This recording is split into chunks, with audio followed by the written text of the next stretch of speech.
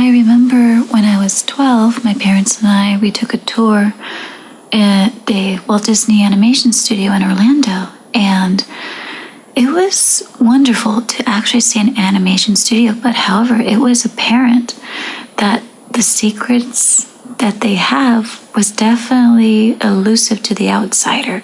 Because here as a tourist, we were behind a plexiglass, so that plexiglass was pretty much like a solid metaphor for like that veil as mystery. But so flashing forward, I still wanted to learn animation, but just it was impossible at the time, because in order to learn, you would have to go to out-of-state university or a private college or even overseas, and it was virtually impossible for me at the time. Earlier last year or so that I started to take animation courses, and I'm telling you, I have seen so many online animation courses, but there was always still that veil of mystery. Flash forward to this year, I came across AMB's YouTube channel, AMB Real Animators Training, and I was blown away. I just couldn't believe, the knowledge that he was putting out there, the lectures that he was doing. It just pretty much ripped that veil of mystery off the face of the earth. And the thing that really sets his archive, his online lectures and stuff apart from everyone else is the basics. That's the one thing that a lot of the books, a lot of the online animation stuff lack, was the extreme basics, And when I started on that archive, I started understanding the spacing, the timing, the arcs, the slow in, the slow out. And with each exercise, it builds up on each other. And as a result, I start seeing, the arcs. I start understanding and timing things in my head. And it was just so fascinating. And because of that, it just helped revive, my lifelong desire of learning animation. And it just made me so happy that I'm able to pursue and to dream of becoming an animator. So thank you. So, are you going to join the library?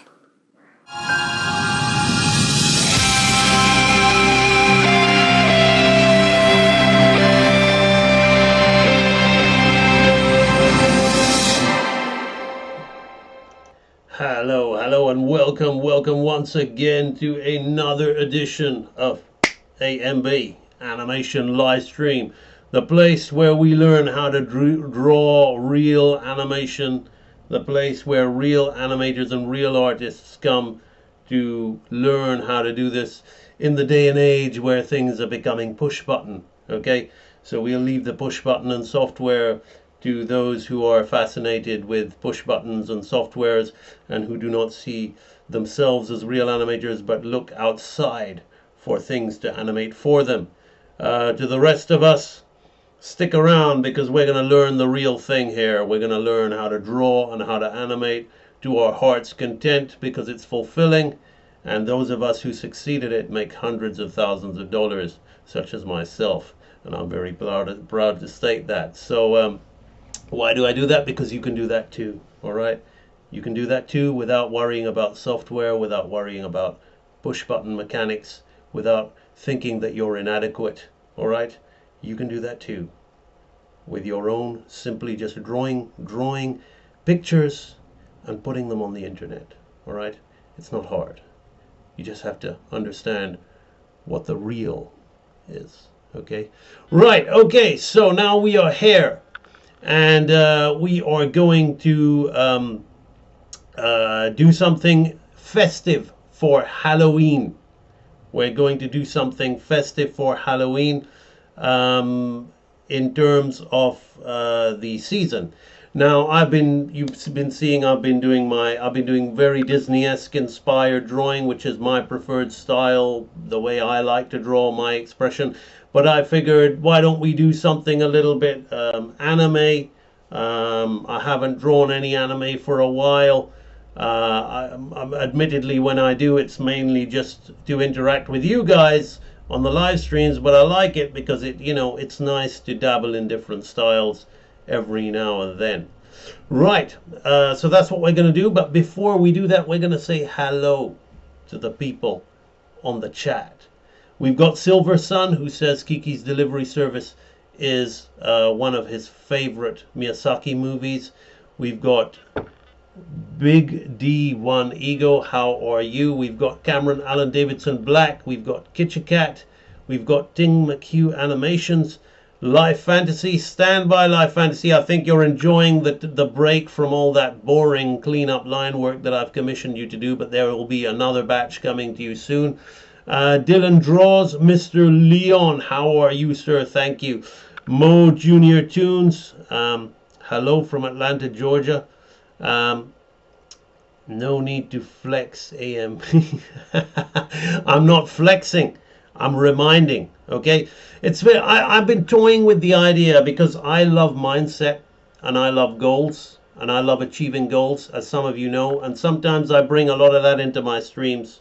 I bring a lot of that into my streams of how the mindset and success mentality. And I've studied Napoleon Hill. I've studied all these books, The Secret, whatever, all these things, all this mind power things. And I'm totally into it because I've used myself as an experiment to do that. As I left the animation industry and I've set up this thing here. And it works 100%, I have to say.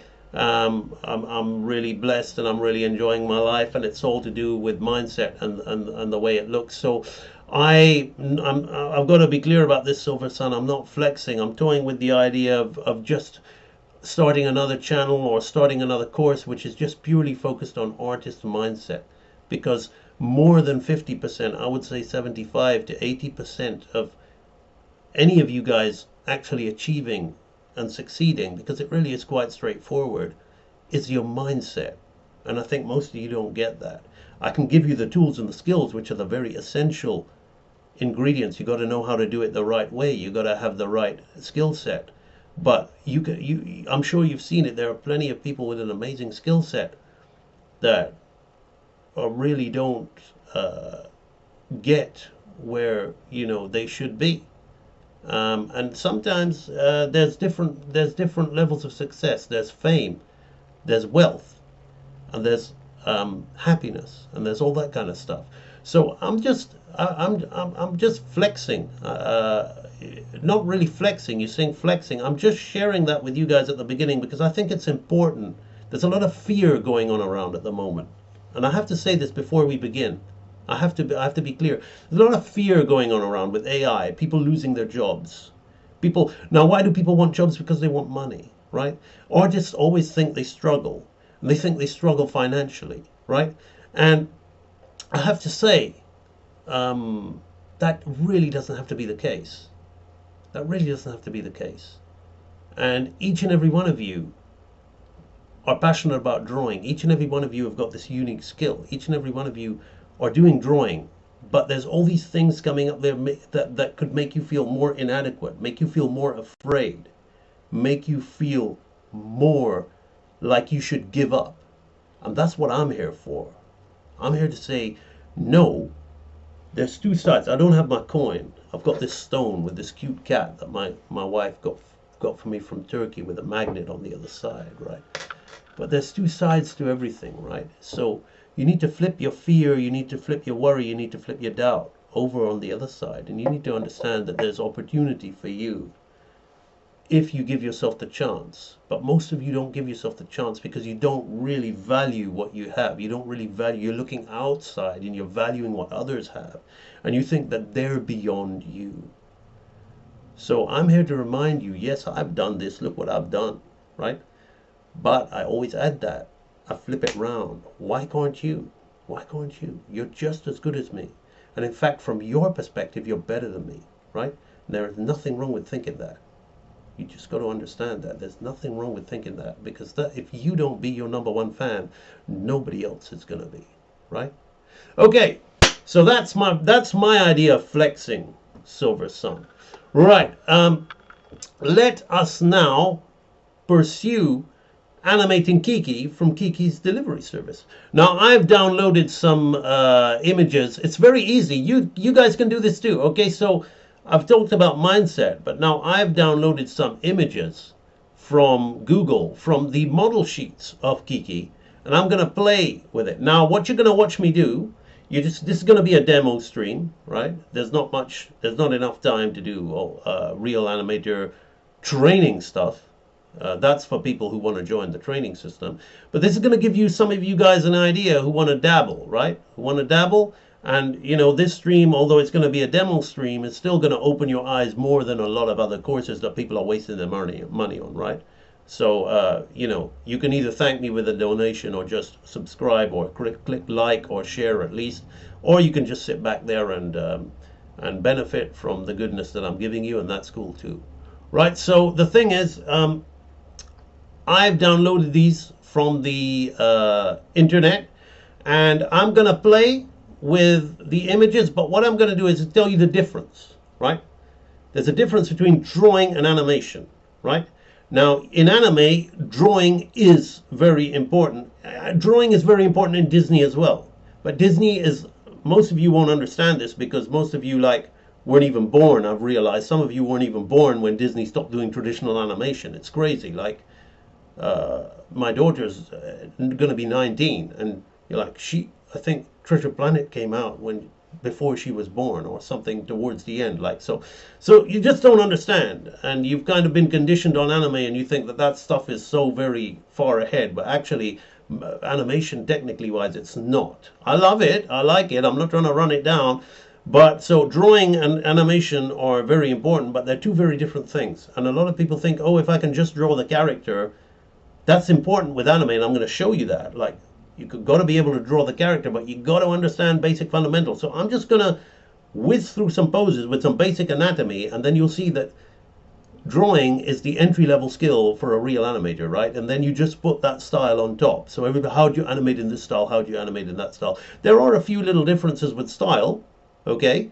With timing. Again, anime, is an economic way of animating quickly and cheaply with a lesser frame rate. Now, that actually doesn't mean it's bad. That means actually to be that appealing with such a low frame rate, it's a very good trick, very good skill. But they don't have the luxury or the budgets or the things that Disney animators have, so they got to make do. They got to economize. So anime is an economic way of animating, but at the same time, it's still all the same principles, right? You've got to know those basic principles. And that's what we're going to be doing. And I'm just going to be burning through this stuff, and we're going to hopefully have a good stream. And I've been prattling on for 13 minutes, 17 seconds, but now we're going to just jump straight to it and start with the animation. Okay, now what I want you to do is tell me how my sound is, so we don't have any sound problems. And as I'm starting, I'll glance at the chat. Ding McHugh Animations, how are you, sir? SRJV, Red Fox, Dylan Royer, good to see people. Well, it was a good break, says Life Fantasy. Okay, right, let me start. So I've got my model sheets. Sounds good, awesome. Thank you, Cameron. Thank you, Kevin. Right, so now before I begin, I'm looking at this one page of various poses of Kiki, right? And I'm just going to think of something off the top of my head looking at these poses, right? So I'm going to think the first pose, I'm going to use a back view, which isn't on this thing, but I want to start the head turn with a back view. So I'm gonna kind of imagine, like, she's lying on a bed here, so I'm going to imagine, I can't really spend too much time on getting into the character or whatever, but I'm going to imagine that she's kind of kneeling on the bed with her back to us, right? Because maybe the cat's here, but I don't want to include the cat in the animation because I want to be quick, right? So I'm just going to rough out the basic anatomy of the character. I mean, thankfully she's wearing a big gown where you can kind of, hide stuff and you don't need to worry, but I'm going to still tell you that basic anatomy is important. Whether you're kind of seeing it and understanding what you want from your poses is important too, right? So she's got her back to us, like so. If we look, that's the shot, but I need to get an idea of the pose to get it right. Right. So I'm going to animate kind of zoomed out. If this was paper, we draw off this is the field, right? And we would draw off it like that, right? So now I'm going to add another frame, and I'm going to see, okay, so I'm going to have her turn around, right? So she's going to turn around her head this way. So her head is here, right? I'm not even like big. Again, as I said, drawing the character is important, and you may see the thumbnail for this video. So I spent about like, I don't know, like half an hour quickly scribbling her various heads from these model sheets, and I just made that the thumbnail, right? So I familiarized myself a little bit with the character, but not too much. But if I was coming into an animation studio to do a job, fresh on a project, and it was my first day, and they gave me an assignment, a scene to animate, I wouldn't even start animating the scene, right? I would probably just end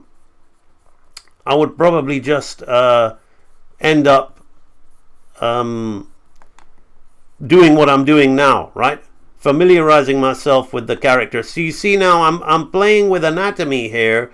Whether we see the this part of the body or not is irrelevant. I want to get my anatomy right. Even if she's wearing a big gown and cheating it, I'm pretty sure that every anime people, they love anatomy. They're so good at it, right? Their face design is flat and whatever just because that's their style of drawing. If they wanted to draw a really nice face, I'm sure they could. I mean, they do draw really nice faces, excuse me, but like more like the nose, anatomical nose and all that, I'm sure they could. But it's not their style, right? So I'm going to have her kind of turn. We can have the other arm kind of down here like this. So she's going to turn and look at us, right? She's going to turn and look at us like that. Now there's another really cute pose. I've got to be fast. So I'm just looking at these poses and I'm kind of changing them to match my acting, but kind of utilizing the poses on the model sheet, the facial poses really, and the attitude poses. So this isn't just going to be a bland head turn, right? The head turn's like the easy thing we're doing here. Now we're going to start throwing in some personality and attitude, right? So she kind of has her arm and her hand up on her face like this, and she's laughing, right? So there's a bit of change in the mood, right? So she's laughing here like this. Right, so this stage is the most important stage of animating, no matter what style you are working in, right? It really doesn't matter what style you're working in. This is the way we do it, right? So let's have her kind of have her arm here. Now, at the moment, it looks like I'm thinking about my anatomy, but I'm actually not, right? I'm actually, let's change, like, so the butt will move here. I'm just thinking about my posing, right? The anatomy, I'm going to throw in later, right? And what you'll see is it's a building phase. It's a building phase where, like, first thing I'm worrying about is the acting, and then after the acting, we're going to then get the anatomy a bit more correct, and then we're going to put it on model, and then with anime, getting in and out of the poses is really quite straightforward. So anime is predominantly pose to pose, right? So they predominantly work in a very pose to pose manner because it's easier and quicker to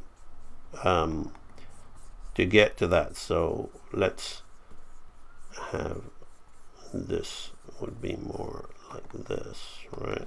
So just like that, right? So here I'm kind of getting an example of this,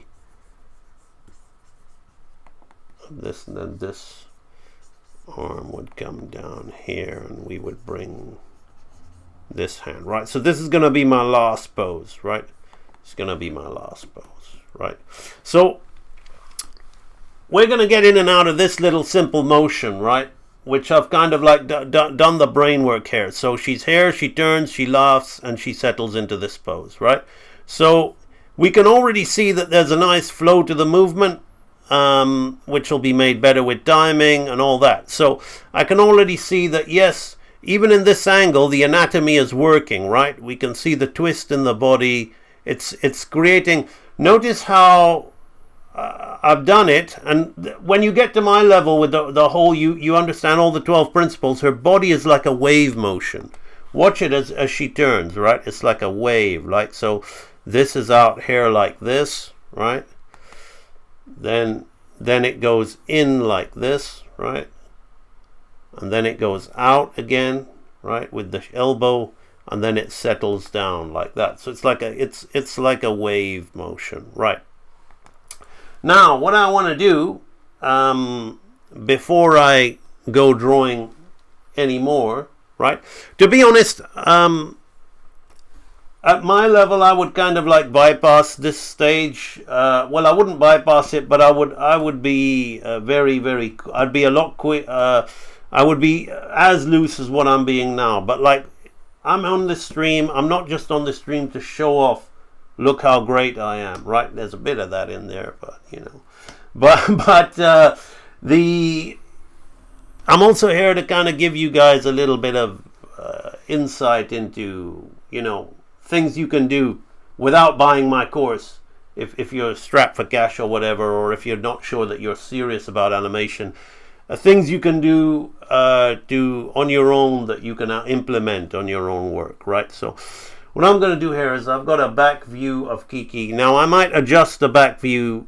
I'm thinning my brush a little bit here, right? So I might adjust the back view to the anatomy of the character when I see it. So I'm not drawing on model at the moment, right? I'm just putting in a basic kind of humanoid construction, right, here of the anatomy, so that we can understand, right, the poses and everything, right? So we're gonna have maybe the leg here like this, and maybe the leg here like that, right? Then we're gonna have the trapezius. Is Charlene on stream today? I don't think I've seen Charlene. I'll have to look a little bit later. I can see Havonia Baker's name there, right? So now I'm going to put the elbows. See, we've got the back muscles here like this.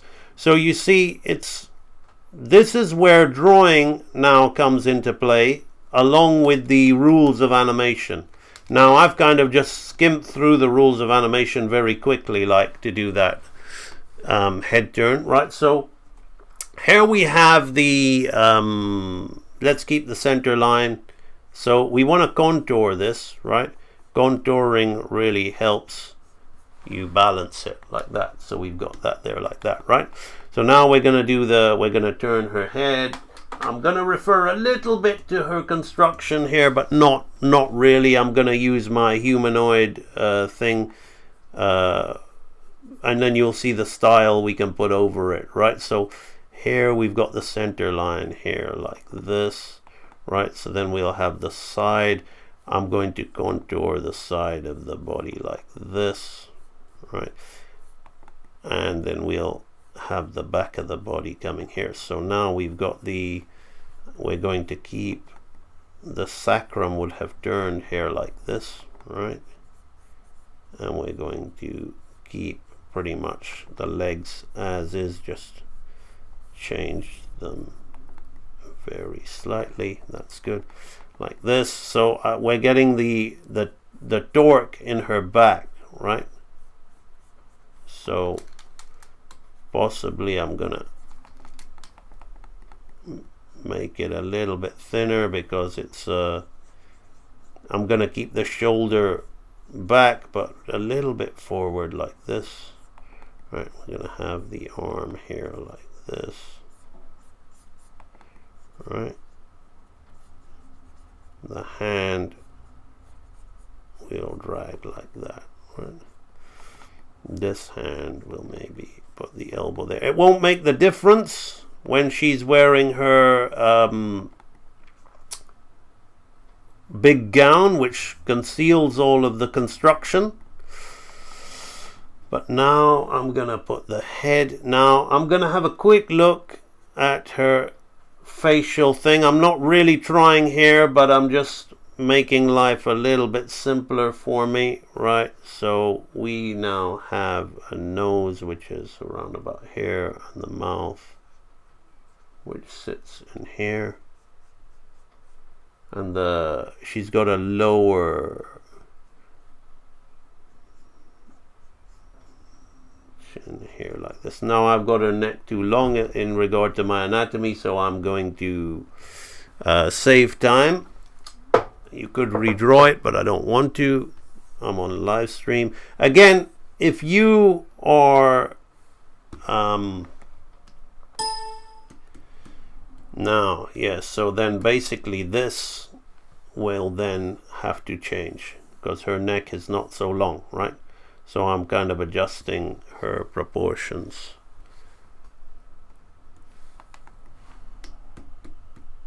like this, right? This, right? So I advise against doing this cutting out and thing if you are not strong at drawing. Why? You just saw me do it. Well, the thing is, you got to look at it, if you're not strong at drawing, as an opportunity to work your drawing, right? To redraw it. Because everything, I get my little weight here. This is a prop for my live streams. Everything is repetition. That's what builds strength. That's what builds skill. That's what builds ability, right? So don't use cut corners like that. Really, don't. Okay? You want to be real? Redraw it, right? So here, now I'm gonna look at this pose. So here, I've got to think about what's happening. She's kind of changed her legs, so I'm gonna look at the hip, right? And the navel will be here, and then we're gonna have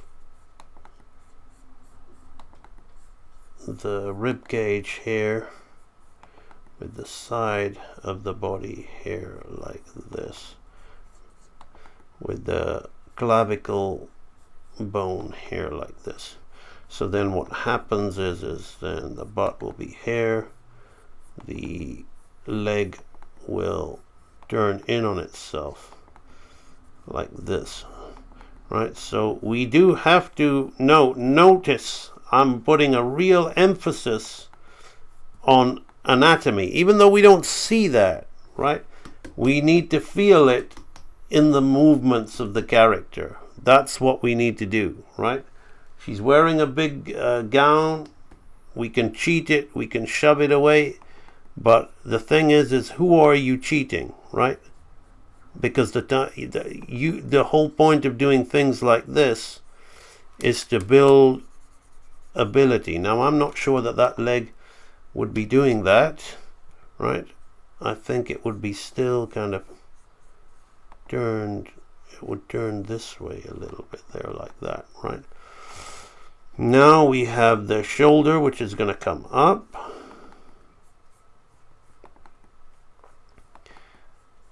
and we have the arm make this kind of, we'll just put a little mitten there for the hand.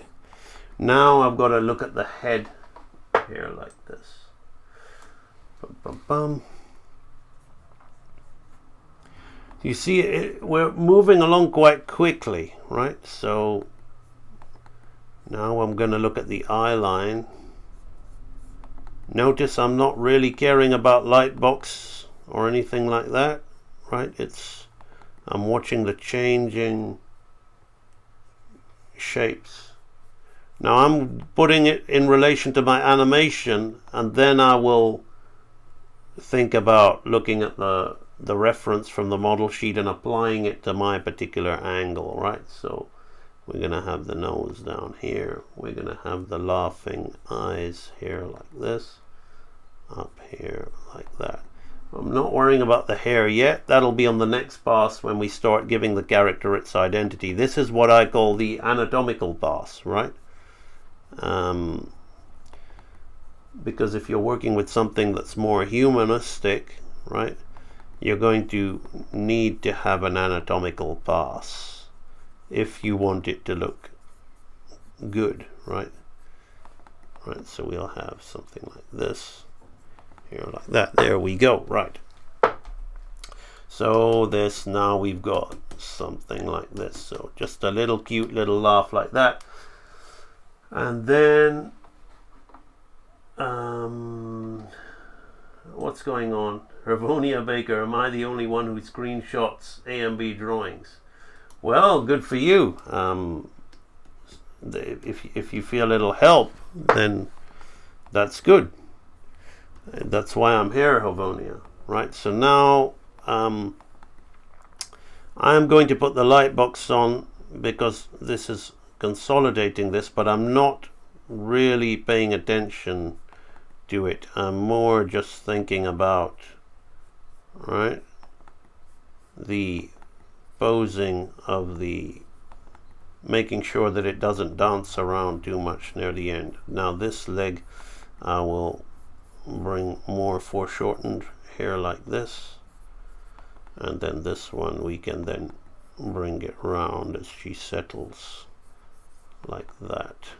So the stomach will be here, the clavicle will lean forward, so her head will lean forward so it won't be so stiff and rigid, and there like that, and she will lean down. The chest will be here, and we have her hand, which I'll make like a mitten here like this for the time being. Don't worry about all those dainty fingers and all that. Another on the next pass, right, put that down there like that. Okay, now again the head, I'm gonna bring the head hair somewhat, right, and I'm gonna use this particular expression on her that's on the model sheet, but I'm just going to place everything as and where they should be on this particular pass, right. I'm gonna open her mouth. That's a really sweet face, right. I'm gonna have that there like that with the ear here. All right, so these are our main poses on our anatomy pass of the character like that, right. So we can see it's quite straightforward, quite simple, but now I'm going to draw the character in. But before I do that, half hour into the stream, just saying that there's a link in the description. If you're enjoying the stream, and if you'd like to see more streams like this, it's very much appreciated. You can go to ambanimation.com. There's a link in the description. You can go to contact. There's a donation page, right? So you can donate to me, and the donation is, you know, you have these amounts here, or you can, if you just want it to be $1 or whatever, you can do that too. So you can enter your amount, right? So that'll be very much appreciated. I do not do Patreon. I do not do things like that. Why deal with a middleman? Better to deal straight with the people that want to see my work. I'm very appreciative of the people that do support me. Those of you who've bought my course, and those of you who support me, because that way, you know, besides of the algorithm or whatever, I'm able to reach the people who really appreciate what I do. So thanks a lot for that. If you're also, there's also a merchandise store, so you can go to the AMB merchandise store, and at the moment I've got some merchandise featuring this particular character, Gracie Goodbear. So you can either have t-shirts, men and women's mugs or stickers that you can get. So that's another way that you can support me. That's very much appreciated. I'll be talking about my animation program a little bit later in the chat for those of you who are interested in that. Right, so now let us start working on the model sheet of Kiki. So I'm going to start putting the character on model. Now there's a back view of her head on one of these, and that's the one that I'm going to use. Right, so let me lighten all these poses in, right, like that. We can already see that the animation kind of works even at this early stage, right? So now I'm gonna go in here and I'm gonna have to, the drawing is gonna be an inverse, but I'm a big boy, I can handle that because she's facing the other way, but that's all right. Once you understand how these things are put together, it's quite straightforward, right? So she then has the band which comes here, then we've got the back of the head. I'm gonna make this a big shape, right? I'm not going to try to draw all the strands of hair in, right? We're just gonna make that a big shape. Actually it comes a lot back like this. Then we're gonna start doing all this stuff now, right? It's quite loose, but that's kind of what I want. That's good enough, right? It's kind of tie down almost, right? So now we're gonna change the cheek to what her cheek would be like, right? And then her neck would be something like this, right? So now I'm gonna put the bow on her head, and then I'm gonna look at her costume. So the bow is gonna come something like this. Okay, so let's consolidate this, right? I'm not fussed too much about the amount of strands of hair she has, right? I'm moving just quick enough for this to be a decent ruff, right? Right, so that's the back of the head. Now let us go and look at her costume.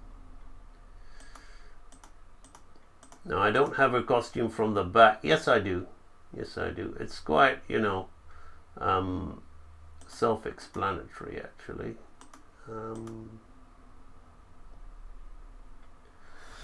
Okay, so she has just got a big thing here like this, right?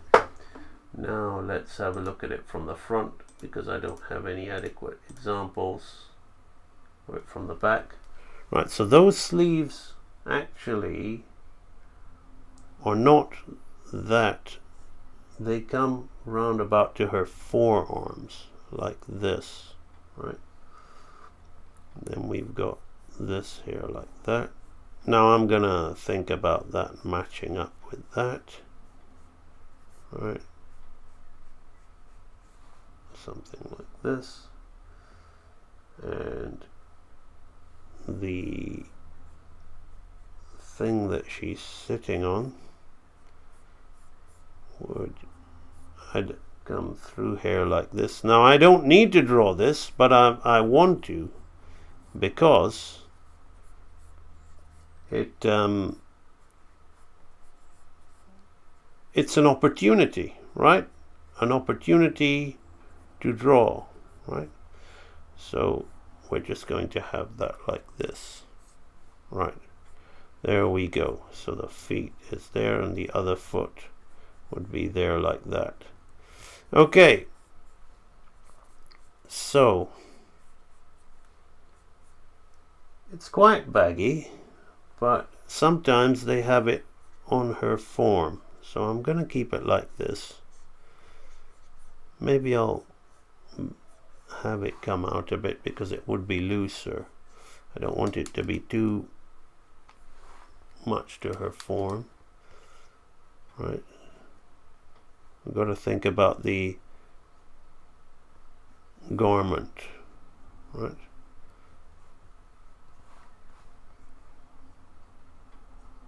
There actually wouldn't be anything really on the back there, like it would be more like this hanging off the scapula like that. But I don't want to put too much because there's not many lines on this character. All right. So before I do anything, I'm just going to check something, because I think with the shape of her back hair, the drawing is a little imbalanced. So I'm going to move that. Right. Now that is utilizing that shortcut method, but I'm live streaming and I want to get this done quick. But I suggest you don't. You take the opportunity to fix it and redraw it. That's what I suggest you guys do. Now I'm trying to keep my drawings as tidy as possible, so I'm just going to take away some of the scribble. Right, now we're on to the next pose. So let's have a look at this head that I'm referring to.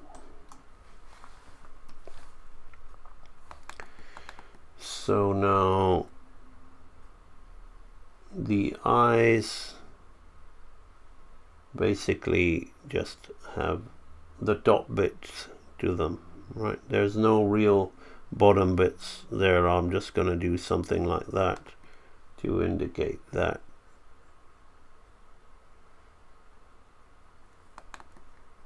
And then she'll have 1-2 eye widths apart, right? So mentally, like, you sometimes see me draw that, but I only draw that to explain to you guys, because I'm very, like, my subconscious is well trained through the power of repetition, that I can just eyeball things and it's right? But I'm telling you what my inner eye is seeing and how I'm measuring that to eyeball it right? So there'll come a time when you've done this enough where you won't need to keep drawing construction guides and things like that, because your inner eye of understanding will be able to do. Okay, so that's what it is. Like, it looked like a couple of lines, but it's actually a little ball there like that. Now we don't really see her eye shapes in these roughs, but I'm putting them in there a little bit just to help give us something to measure. Now the mouth is just a simple little shape like that. There we go. Now her cheek droops and rests, right? So we go straight down like that, and we come out and it droops and rests in line with the mouth, right? Like this. And then there's a little bit of a bottom lip there, and then we point the chin and we bring it up like this, right? Just like that. Then here the ear is low, right? So the ear is in line with the bottom almost of the eye line, like this, right? So her ear comes out low like that. So that's the turning head. Now before I go drawing in all of the strands of hair, I want to get the shape of her hair volume correct, right? So this is how you manage the volume, right?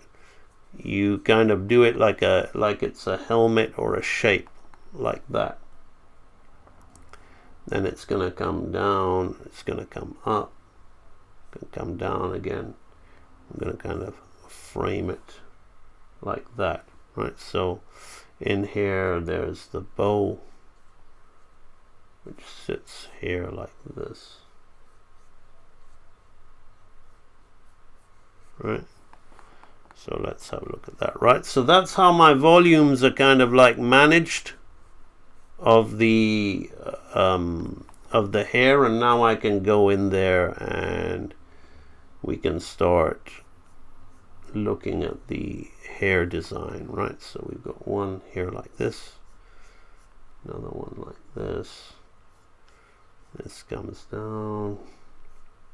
This comes down here. There's no like exact number of strands that she has, but there is a pattern to the way they fall on her head, right? So we're gonna have this come like this, round down here, one here, there. Then they've just kind of like used the intuitive drawing of just marks like that, right? Now sometimes I see drawings of her where that's way back there, but this one is nicely proportioned that I'm referring to, right? So now I have to look at the costume of the character. Now, even though like I kind of got a fair idea it's a very simple costume, quite easy to manage, I'm not gonna jump to any conclusions just yet. I'm gonna keep looking at the neckline, right? So the neckline is gonna come here like this, right? Like that. And I'm gonna hang back the drapery so we can. This is how like anime is super good at drapery, because they understand drawing, right? So that's why I drew the anatomy, because now my drapery is gonna look good. Now the sleeve, I'm gonna put a little bit of a mark here, like there doesn't seem to be one, but I'm just gonna put that there for my own reference. The sleeve kind of comes out here like this, right? That's nice, that's nice. So we're gonna have a shape like that. Right, let's just lose that. Then we're gonna have her hand, right, with just put in some suggestive fingers here, right, like this. Now this, let's turn this on here. We're gonna kind of pretty much keep as is, doesn't really matter too much, because we don't really see that. I'm gonna kind of rough in a little bit of the foot, right? Feet are easy, right? This one gonna come around here like that. There we go, right? So we have something like this. Bum bum. Now we're going to look at the laughing face. Bum, bum, bum.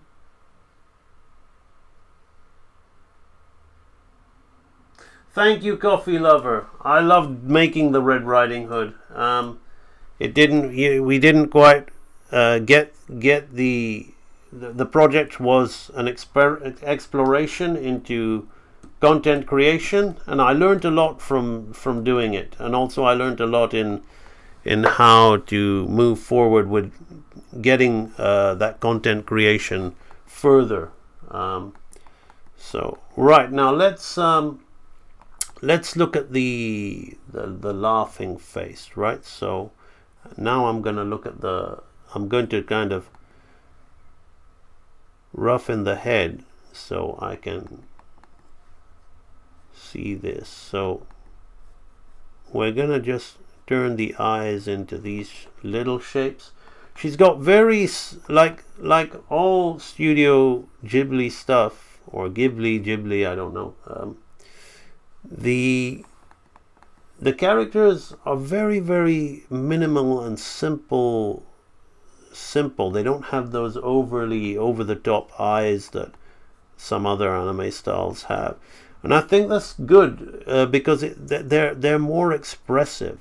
They're a lot more expressive. They still kind of have this flat, I call it pancake mouth thing, but that's just the Japanese style of cartooning, right?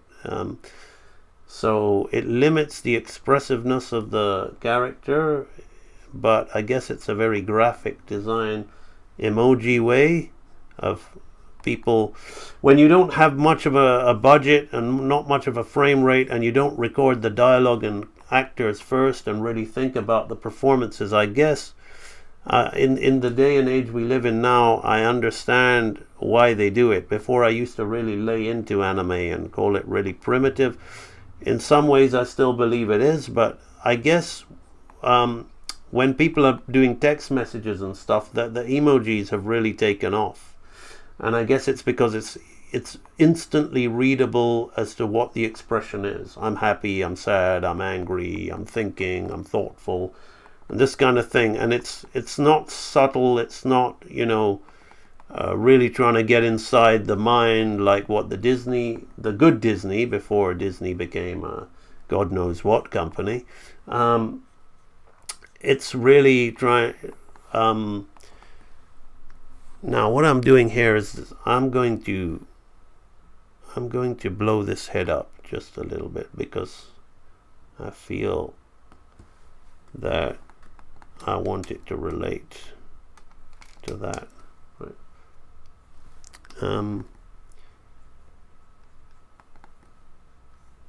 They just want you to read the expressions fast, because they got to keep the movement limited, and they like to have their movements as like swooping camera stuff as opposed to the acting. Right, so now we've got this.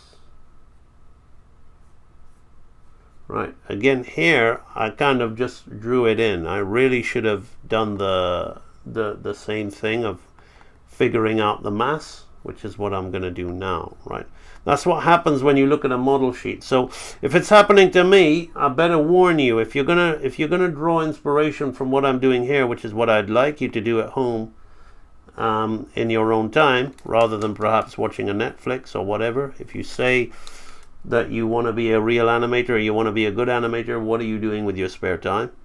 Right, so what I'd like you to do is to look at model sheets and explore them, and try to animate using them. But then at the same time, you've got to be mindful, because when you go into copy mode, which is what I was literally doing, looking at the model sheet and copying, you don't think about the relation that has. So I'm going to start again with this. Right, you don't think about the relation that has to your drawing, to your animation. Right, so I've got to think about these shapes in relation to my animation. So while I'm looking at this thing to get it on model, right, it has to also relate to what where I've decided to take it. Right, so I'm basically showing you how to work with other characters and get things to model, but also get it to kind of relate to what you're doing. Right, so now we have this one will come up here like this, and the bow. Let's do the shape of the bow before I look at it. Right. The bow will come back here like that. All right, it's up here.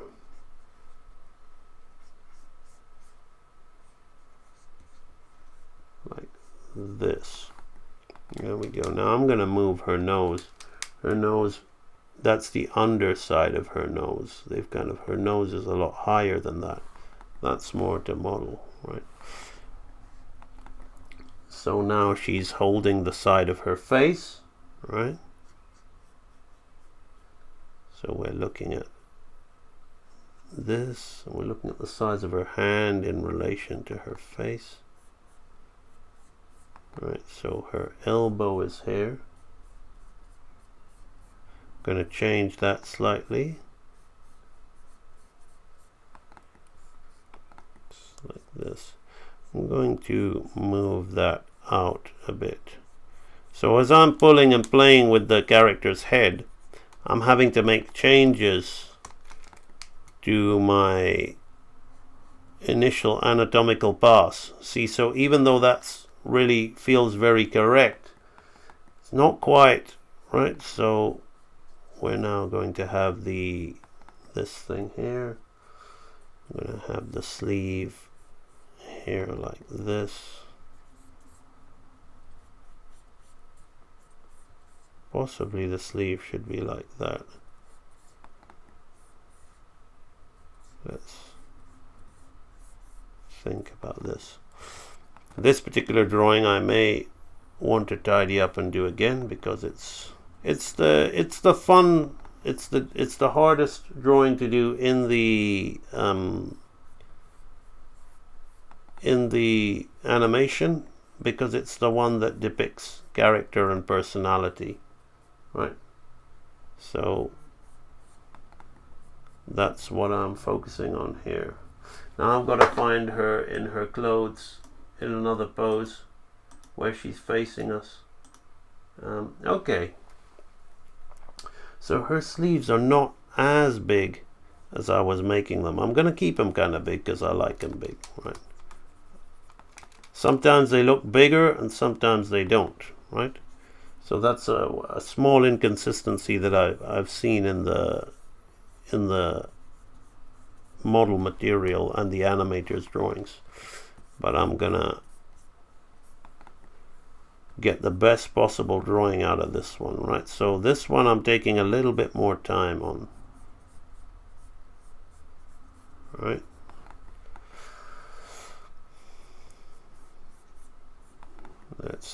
So she's kind of turned this way, right? So now I'm going to, let's go back to the other image of her lying on the, there was some of her with her getting on the broom. Okay, just gonna have it like this. It really would be like that, thinking about the drapery of the character, right? So I'm when you want to do drapery, right, you've got to think about what it'll be doing and what it'll be going around, right? So that's exactly what I'm doing here, right, like this. So there'll be a lump here, and there'll be this here, and there'll be this here, right? Then there'll be a little bit of twist coming up from the body here, right? So I'm giving myself lots of lines from where the garment is around the anatomical parts, right? And that's where I will then edit, right? Now we don't see that, right? But what did I tell you? Why am I on this? Why am I streaming, right? I want to set an example, right? Like, I will use the shortcuts for the irrelevant things, like, oh, the head's a little bit bigger, let's bring it down. Although I suggest you use that as an example, as an opportunity as well. But I want you people to understand. I'm gonna have to lose this rough. I was trying to keep him. Let's just lose him. Right.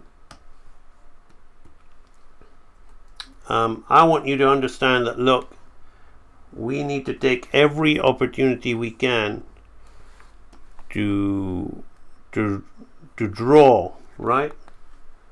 Now I've got to take that, look back at my reference, and to work our drawings through repetition so that we become stronger, right?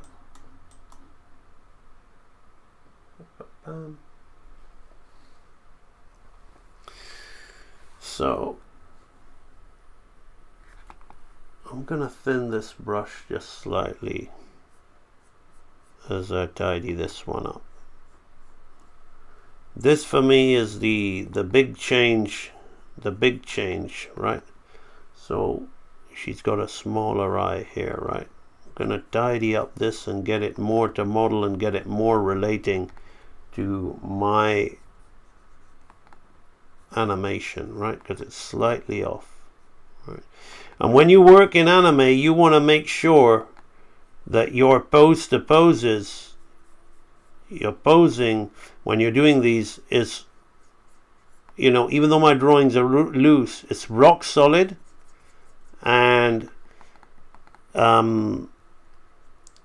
yeah, rock solid, and everything relates, because anime is all about, you know, hanging around these poses and snapping in and out of them as quickly as possible, because that's the way you cheat when you've got a low frame, when you've got a lower frame rate.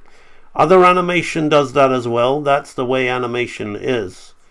But I mean, if you look at cutout and rig animation, it's so primitive. Like literally, they're just sliding ahead, bobbing up and down with the same, like a cutout sheet of card, and then it suddenly flicks with an ease into the other pose, right?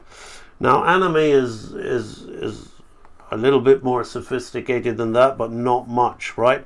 So why does it look so good, and why does the cutout stuff look so uncanny and primitive and all that, right? Because the anime guys are working with drawings. They're great draftsmen, or women, or draftspeople, or whatever you want to say, and they hit those poses, and they make sure those poses are super strong, right? There is no room for weak drawing in a decent anime. Like there's plenty of anime out there that's perhaps not, you know, so strong, and they're putting in lots of shading and that kind of stuff. But what I like about Studio Ghibli stuff and stuff from the other strong anime artists and projects is their characters don't have so many lines on them. Look how simple this Kiki is, right? But there's so much information on the anatomy of the character, on the posing of the character, the balance, the appeal of shapes, that everything is said with a less is more mentality, right? They don't have loads of lines on the muscles with loads of shading and all that kind of jazz. They don't need it, right? And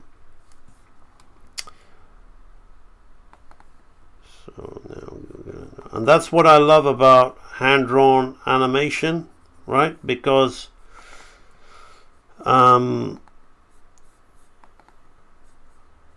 AI is getting very good at mimicking digital painters who aren't really character artists, right? It's getting really good at creating that kind of digital painting look of characters with super airbrushy shading and mood lighting, which is pure old digital trickery of Photoshop and all that stuff. Whereas they can never get these kind of appealing, very humanistic poses, which are purely done from hand-drawn animation to capture an emotion, right? And that's what the power of real animation is. If AI at all does it, it would take a live-action person, much like a rotoscope artist, and do some kind of funky. It can look good. I'm not denying it. Do some funky kind of filter, like Take On Me, Aha, on top with an anime flair and all that. But it won't have this hand-drawn appeal. Do you have any advice to get better at body anatomy? Yes. Don't take shortcuts and learn real anatomy. Learn real anatomy. Understand the bone structure first, then understand the muscles, and then understand the major superficial muscles. It's good to know deep muscles as well, but the major superficial muscles will help you get to that, right? So you may be looking at a lot of people that are drawing in the style you like and saying, this is how an anime person constructs, this is how a Disney person constructs, and this is how we simplify the pelvis, and this is and whatnot, right? Now that's all well and good for somebody who knows what they're simplifying, right? But if you don't really know what it is you're simplifying and you're drawing the simplification as prescribed to you by someone else, it's not really going to be the best way for you to really develop beyond mediocre, to be very honest with you. Because the thing about being a hand-drawn animator or a hand-drawn artist is that you become your own individual expression, right, of that stuff. Now this, as I'm looking at the other eye, is off, so what I'm gonna do is I'm gonna copy this pose here, and I'm gonna refer to this head, because we're gonna get back to model. So I'm gonna paste that in here, and I'm gonna refer between these two, right? So I'm gonna start again, right? So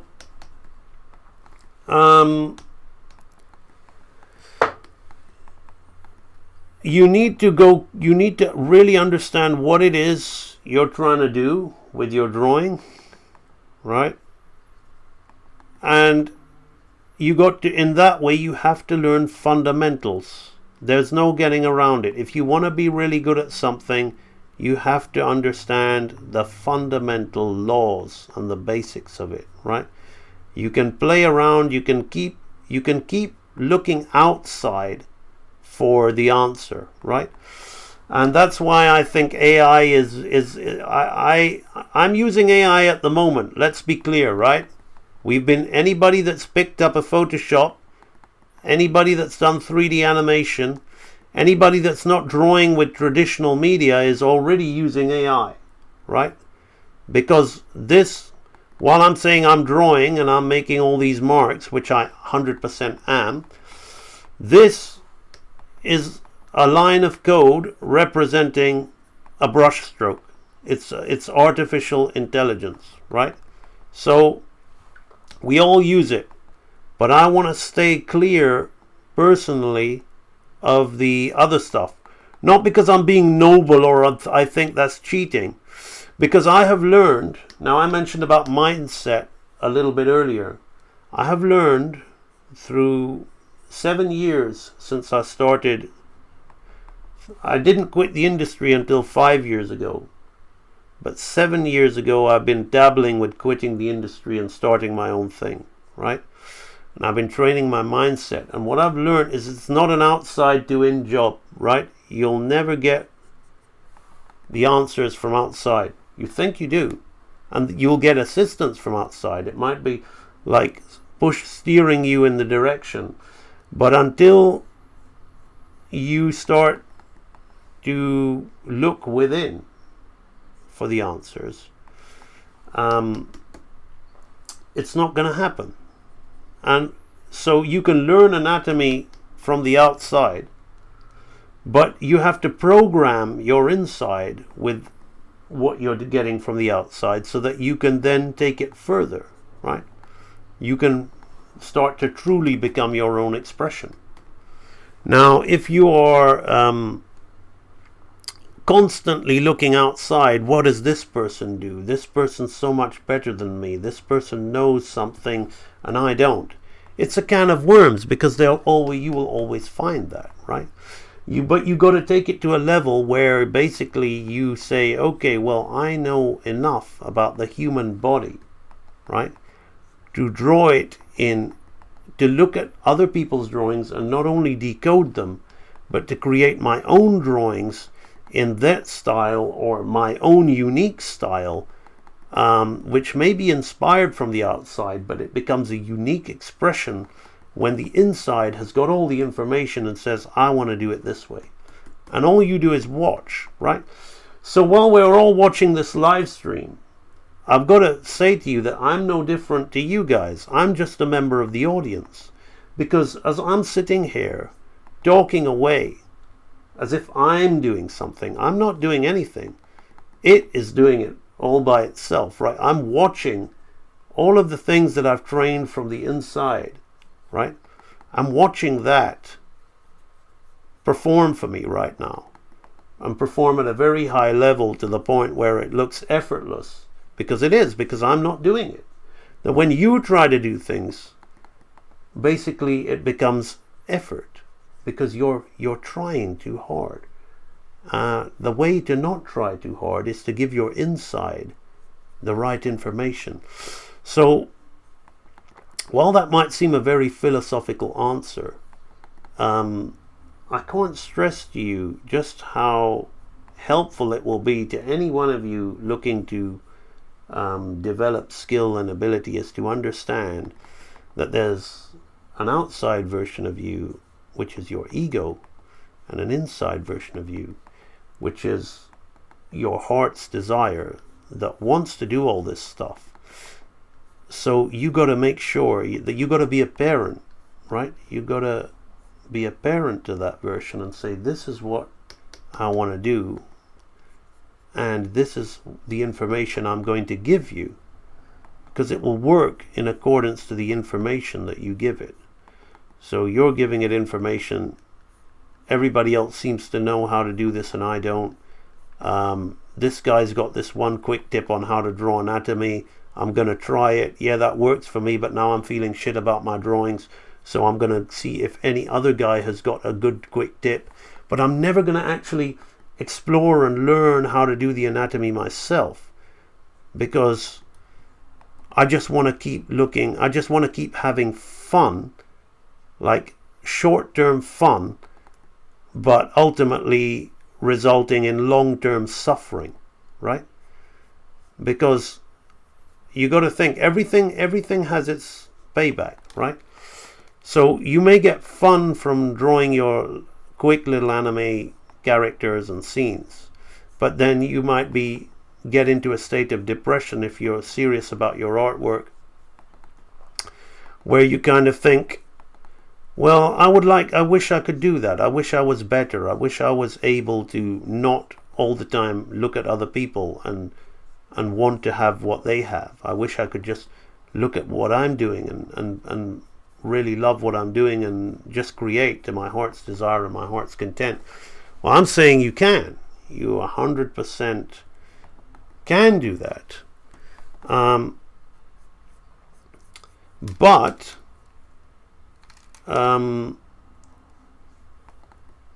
the problem is, you've got to retrain and rewire your attitude. So get better at anatomy by actually studying anatomy. Studying anatomy from non-artist sources as well. Investigating yourself. Looking at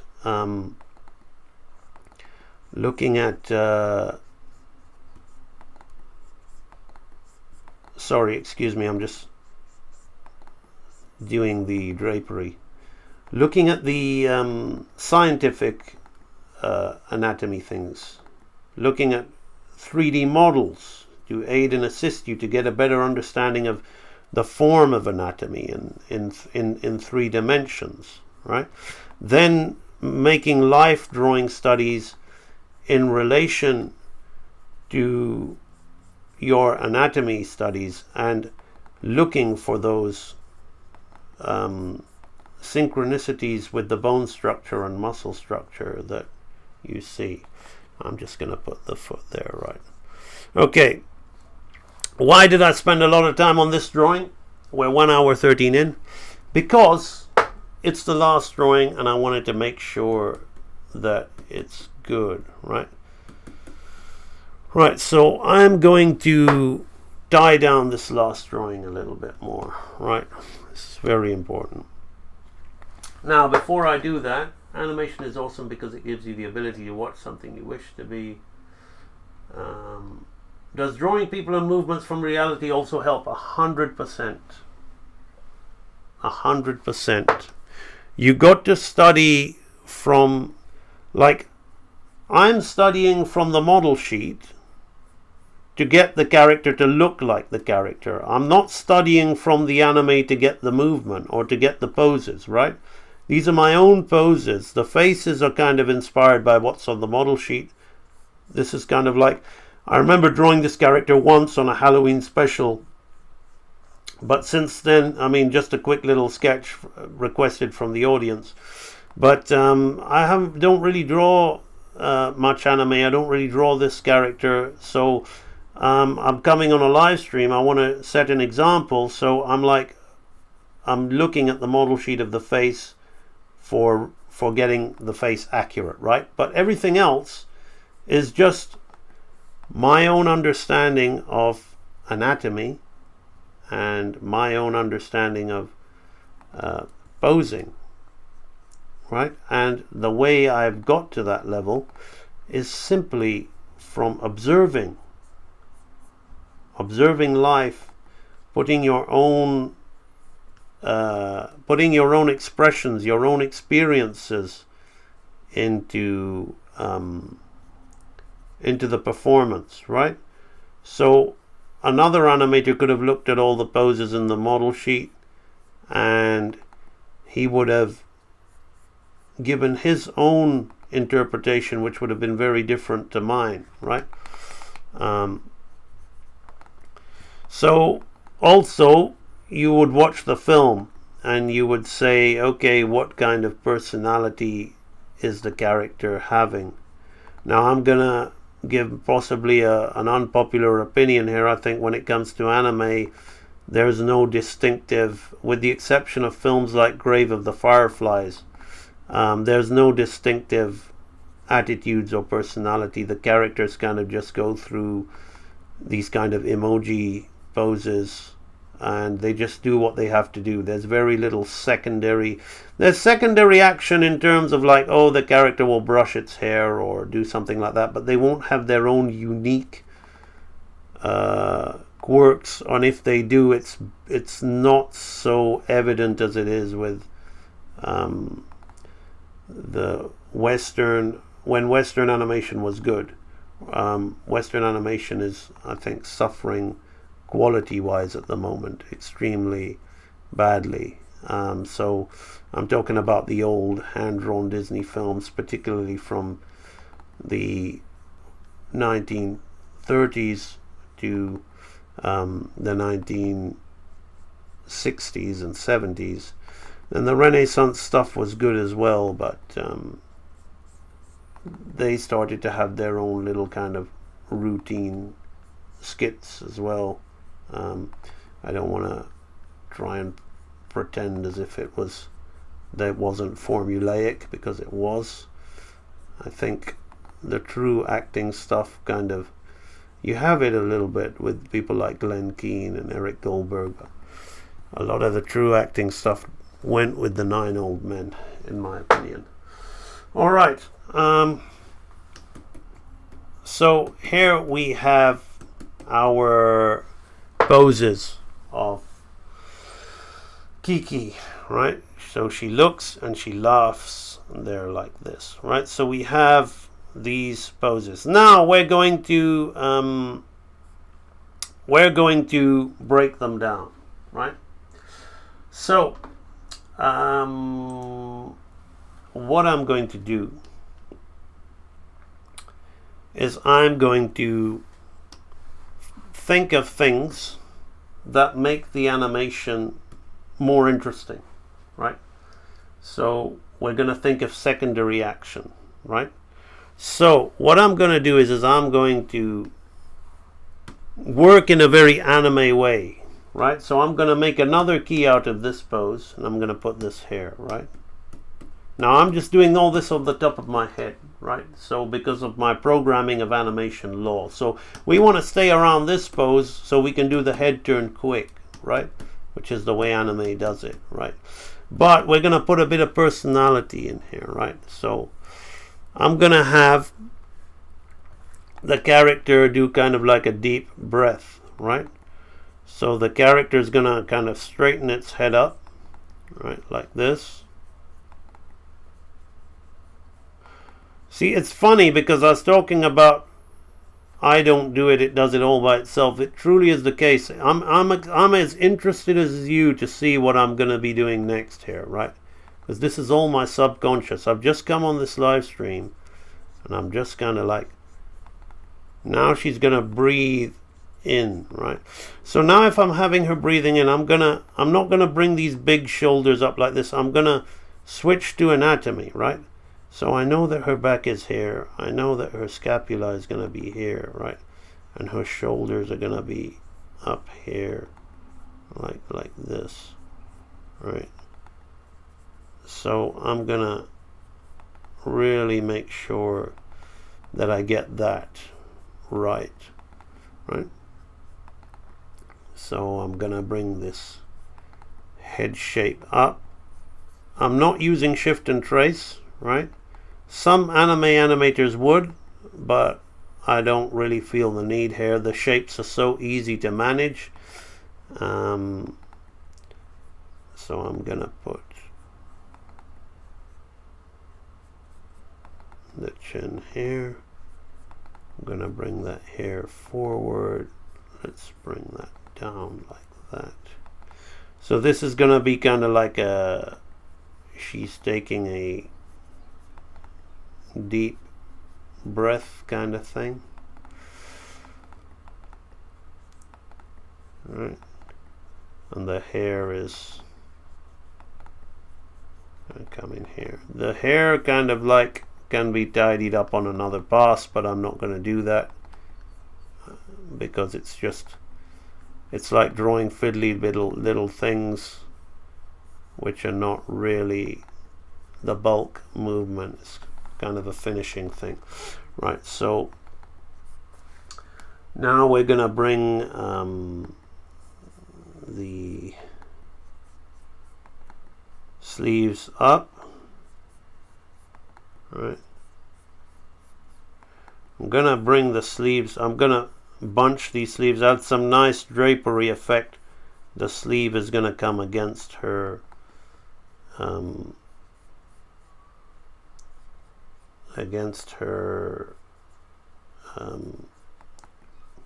top, as it's pressed against the top there like that. We're gonna drag the costume in a bit, right? Right. So she's gonna take a breath up and down like that, right? And then turn. Let's see the difference that makes in the action, right? Right, so there's a change of mood. So now we've got a sad breath. Now we're going to do the breakdown between here and here, right? So I'm going to kind of rough out this breakdown, okay? Bum, bum, bum, bum, bum, bum, bum, bum, bum. So much fun. Right, so it's going to be quite a simple one, right? Now I gone and deleted my anatomical things, but that's okay. I'll be all right, right? So this is the shoulder, this is the chest, right? But I want to keep the head first, right? So we're going to go into a profile view here. Right, I'm going to have to refer to her profile view, but for now I'm going to put in my anatomical, my own kind of thing. Right, so now I'm going to kind of figure this out. So the trapezius is here. We're going to lower that shoulder. Now look how I use these anatomical points, right? These scapular muscles here, right? This is gonna be here like this, right? So hair stole like that. We're gonna kind of turn, keep this arm in here like that, right? Now this is a straightforward breakdown that I'm doing here. Before I tidy this drawing up, I don't have a side view reference, so I've got to find one. Okay, that'll do. That's a very nice pose. Well, very nice image of her side view. Right, so she has got this shape here like this. Like that. We're going to have the neck here like this. Yeah, we can see the head turn happening, right? The eye sits in here like this, right? And then the mouth can be like that. Right? Now the hair, the ear is quite big here. Right. Let's look at the arc of that ear. That's fine, right? Let's bring that in like this. The helmet aspect. This thing comes behind her head like this. This all comes on the back. Yeah, I can live with that. The bow tie, we don't really have the, it's gonna cut off. There we go. Right, now I'm gonna may as well just draw the drapery in here as well. So this is gonna come here like this. Right, so we have something like this. I don't need to care about the rest of the body because we don't see it, but we needed to care about it in the main poses. In the breakdowns I don't care because we're not seeing it. We're seeing it from this angle. Now before I go, I like Kiki because it had Where's Waldo in it. Oh, that guy, that fellow. Right, so can you see how we've added so much to it just by putting in those additional keyframes, right? So let's now go in and tidy this drawing up. I'm happy with it. All right. You're happy? I'm happy too. Okay. So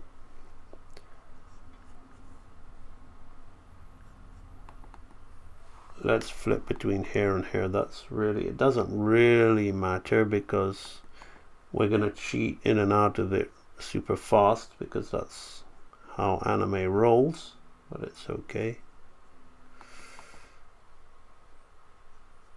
I'm going to have this here like this, and the eye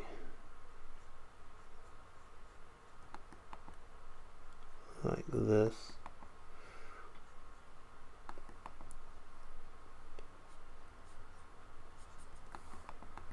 This there. Now we're going to look at the side of the head. No, the eyebrow first. And the ear. I'm going to get the facial geography right. Wow, I didn't think she'd have such a simple ear.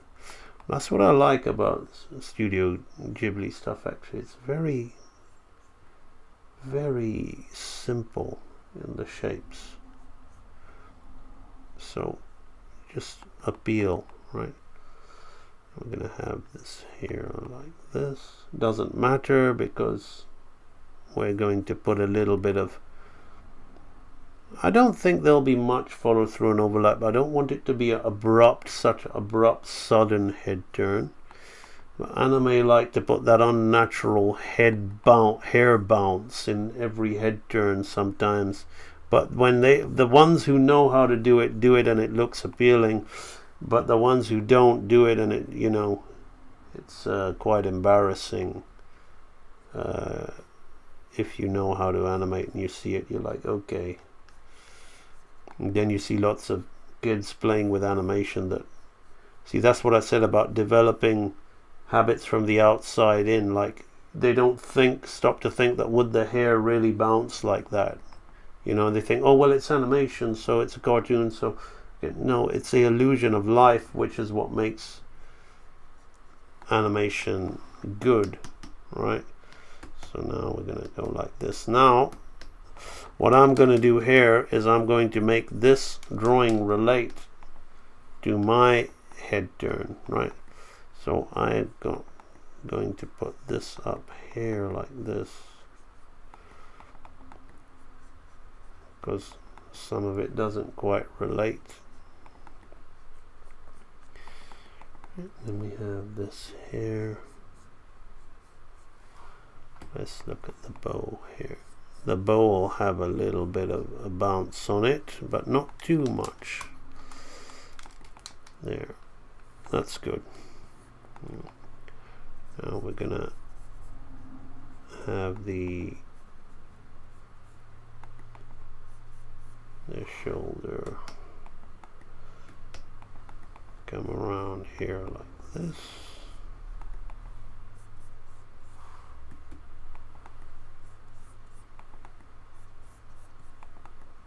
That's nice. We're gonna observe the light box for the turn.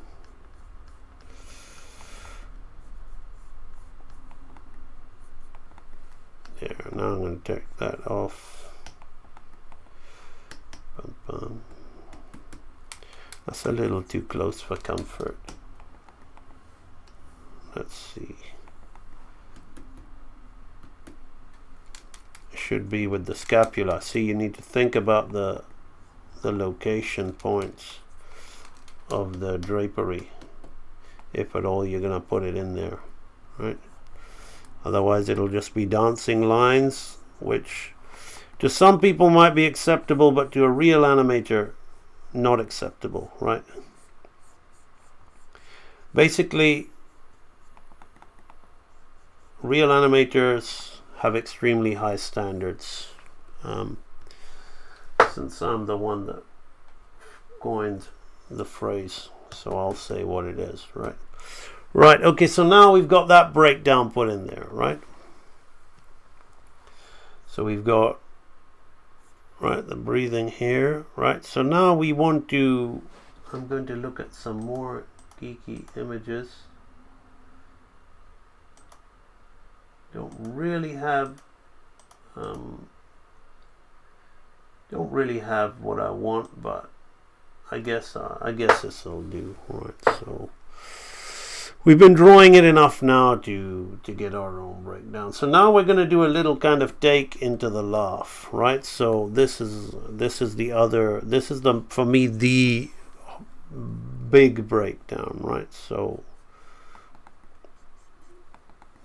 here, right,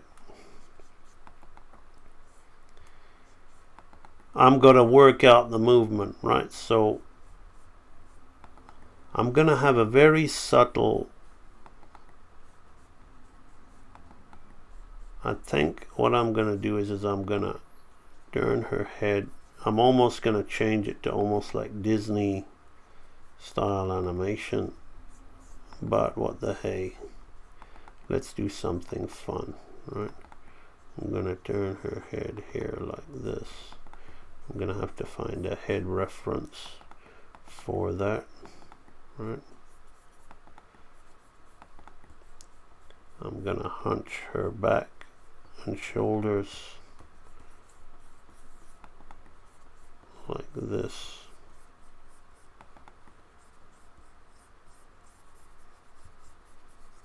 Right, I'm going to go into this pose like that. Right.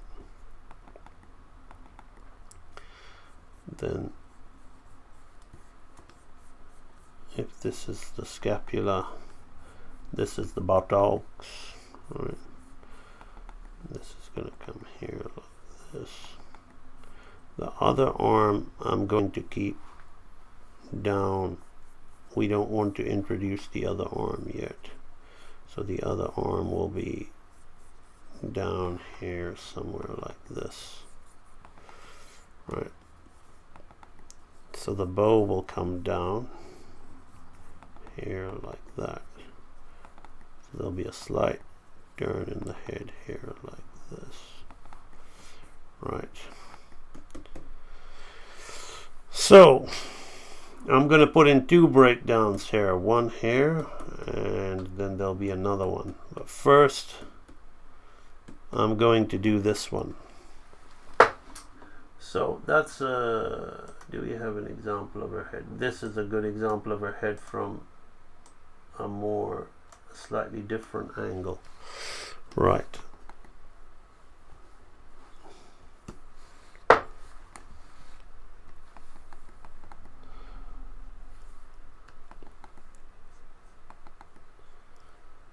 So we're going to bring that down.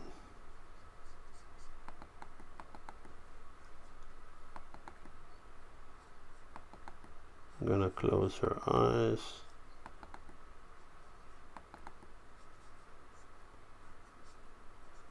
Like that. Her nose is a lot higher. Welcome update utility. Hopefully that won't affect what I'm doing here right now. It'll be a bummer if it does. Right, so we're going to bring the nose here like this, the cheeks here like this, and the ear is going to turn this way. Doesn't have much of a jawline when she turns, which could pose a bit of a problem, but we'll figure it out. Right.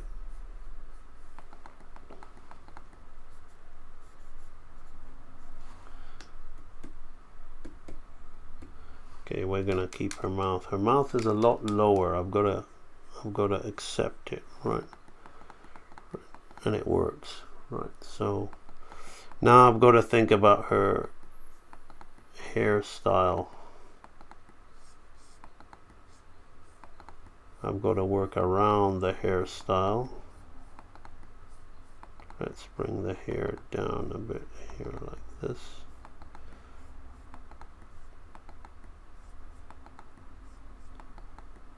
Like that.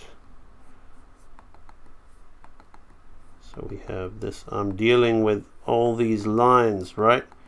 I'm managing the lines to get the volumes right. That's how it is, right? Everything is line, right? The bow is going to come down. We don't want drastic movement here, but just enough. I don't want to use shift and trace. There are places where you will to get that anime look, but I want this to be a little bit different, right? Otherwise, what's the point, right? It'll be too easy otherwise, right?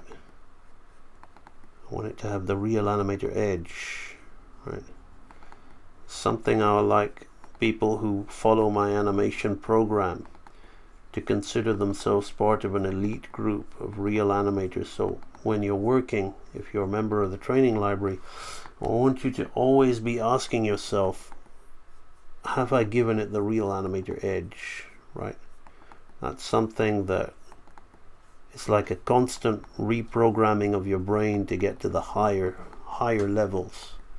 Like, have I given myself the real animator edge, right? So now we want to go in here like this.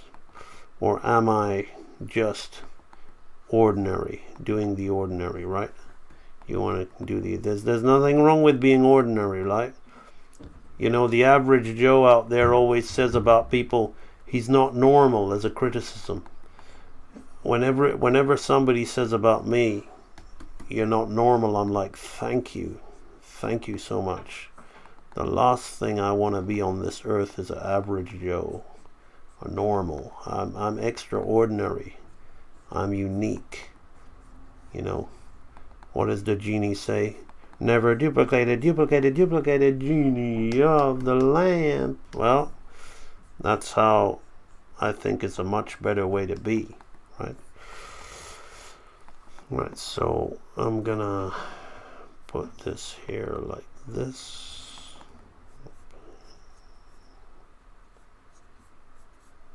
One, two, there. That'll do this. That's nice. I'm not gonna spend too much time on that because that's now been dealt with. We now have a point to go with. Now what I'm going to do is I'm going to see what that breakdown does right before we do the other one. Right.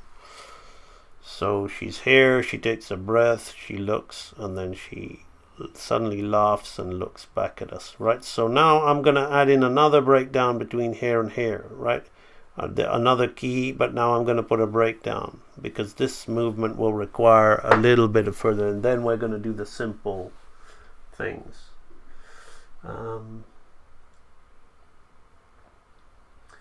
He did Lupin. Okay, Jimbo spitting some infos about some anime artists there. Thank you for that, Jimbo. Right, so now we're gonna have her come up into the laughing pose, right? So there'll be a way to get in and out of it, but I'm just doing mechanics here. I'm not doing appealing breakdown yet, right? So I'm just doing nuts and bolts stuff, right? So I'm just gonna put this on a half just as a kind of like mechanic, get the body mechanics, right, happening, right? So now this arm is gonna kind of, you've got the body here like this, right? So we can just keep this coming. Notice how I'm arcing it like this. I'm not arcing it, I'm not going straight up from the elbow here, right? Right, and I'm gonna have her hands come up before they go down. Right, now we're gonna introduce the other arm. I'm gonna bring it in with a drag pose like this, right? How are we doing for time? 1 hour 42. Not bad. No, we're burning through this stuff, boy. Right. Okay. So there's like this. Right. So I'm gonna have the arm coming up the mechanics like this. Right. Yep. That'll do.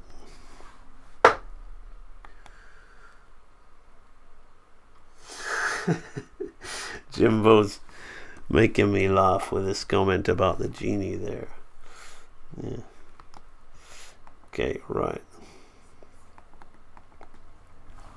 Now, I could be doing a bit of shift and trace, but it doesn't matter because that can all be done when we do the close keys, which I'm not really going to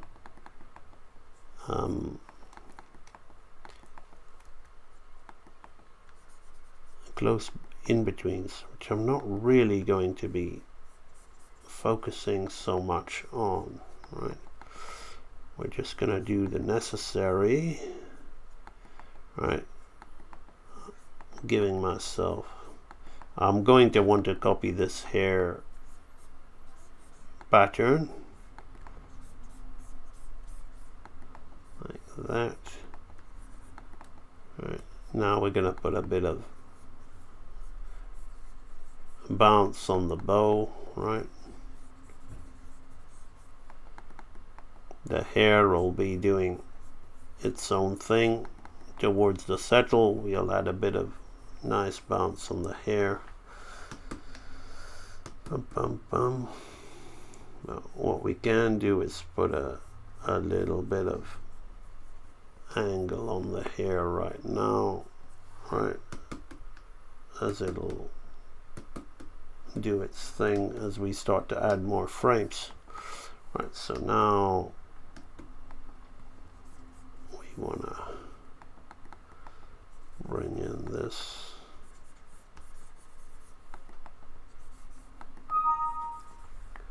Bum, bum, bum.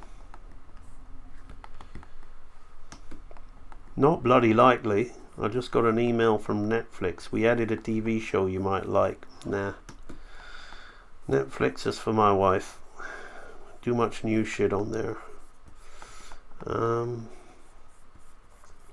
Right, so to be fair though, I do like some of the documentaries about, like they had one about this pharmacist that was looking into the doctors or something like that. I did enjoy that. And about some killer bodybuilder woman or something. I like to listen to some of those when I work, when I'm giving myself a break from the philosophical audiobooks. Alright, so the sleeve is going to be there like that. Okay. Let's have a quick look at that. Bum, bum, bum, bum, bum. Yeah.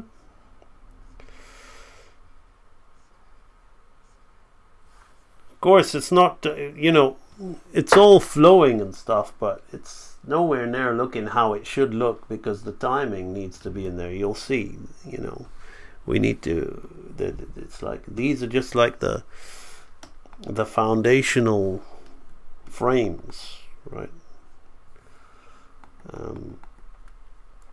Right, so now I'm going to just create a silhouette here.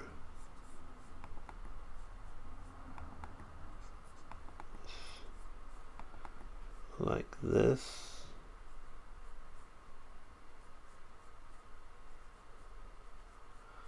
I'll put this hand here.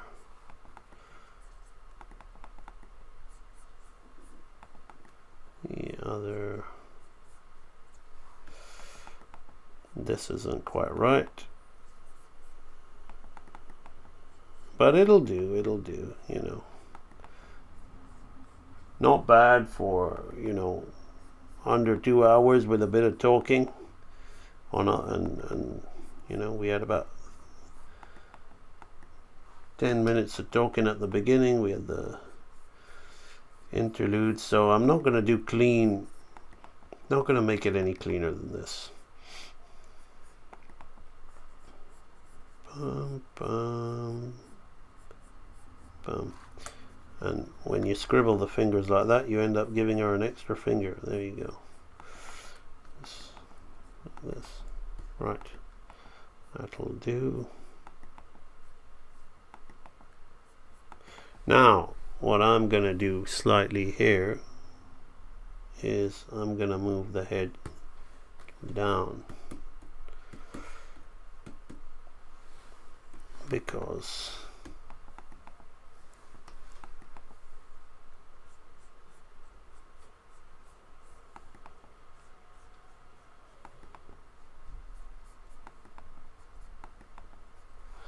look at that in relation to the arc of the other head.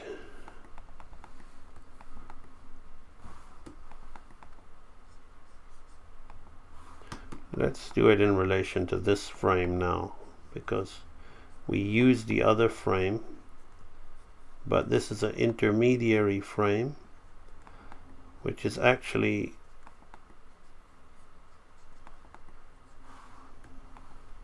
gonna be used, it's got a lot of cheating in there, right? Because I'm trying to animate this faithful to the anime style, but where we time it like anime, we don't time it like Disney, and we use less frames. But that said, I'm throwing things in there that give it a little bit of a difference in the breakdowns, right? But when we do this kind of stuff, we also bear in mind that we're using less frames and we're getting in and out of poses a lot quicker than we would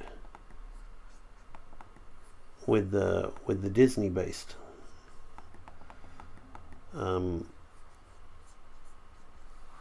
timing.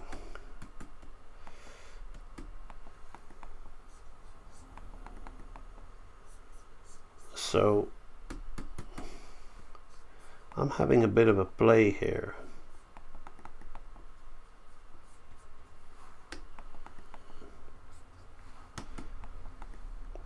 Let's bring that bow forward, down like that.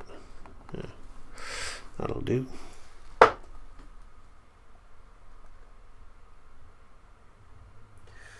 How do you have any advice on how to draw any style of hair? Again, you have to think of it as a shape, right? You got to think, if you look earlier, I managed it with a shape, and then you put the, yeah, there we go. Right, now the last breakdown before we start timing all this stuff in is going to be between here and here, right? So what I want to do to give it a bit of personality is I'm going to maybe slide her hand down her face. Not like a but just a subtle thing. Oh no, yeah, I was wondering, why do we get this pose? We don't want that pose. That was just for reference. Okay, right, yeah, so again, how is she sad all of a sudden? Right. So here we're going to make the breakdown a little bit more interesting. We're going to have the head kind of straighten up closer to this pose, right?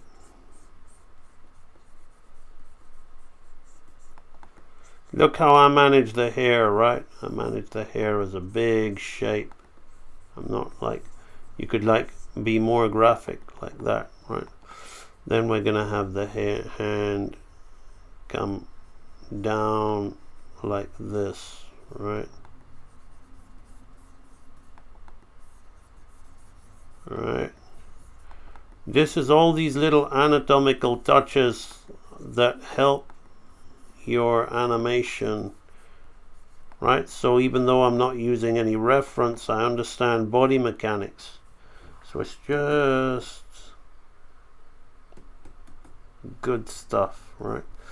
So now we're gonna bring this hand down a lot faster. So notice I'm keeping the hands, the head is closer to this frame, but the hands are like 2/3 of the way away. So I'm now using, some of you people hear me say halves and thirds and this and that. So I'm now using those. So when I say I'm now using those things, right, it's like I'm gonna get super philosophical here, because I'm just watching me, or really the I is animating and the me is watching. But for want of not confusing you all, let's just stick with what I was saying. I'm watching me animate, right? And I'm commenting. I'm giving a running commentary while I'm watching. So who is the one doing the animation and who is the one giving the commentary, right? So this is a very important thing, and if you grasp this thing, your life will become a lot easier when you are frustrated about your abilities, your goals, what's happening with your career or anything else in life. But let's just stick to animation because that's what I know best, right? So you want to understand that, and that's how you allow yourself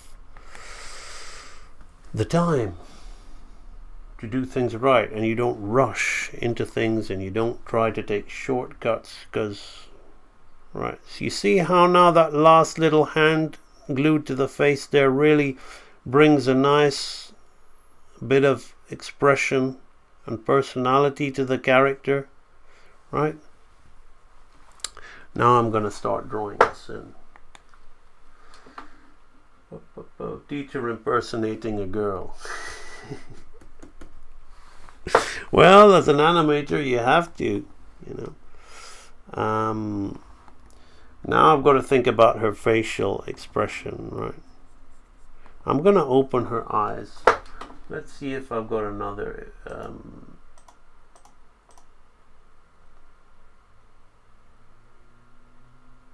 I guess that's the one. That's the one. There's not much. They don't really play with the character's eyes. So I'm going to hit this expression here. Now notice how I'm looking at it and flipping it to kind of hit the expression, but then I'm going to have to make it relate to the other drawing, right? To this one, right? So now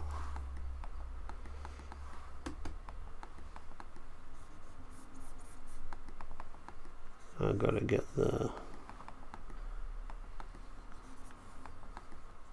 I've got to kind of get the size of everything in relation to this one, and then I'm going to relate more to the other drawing, right?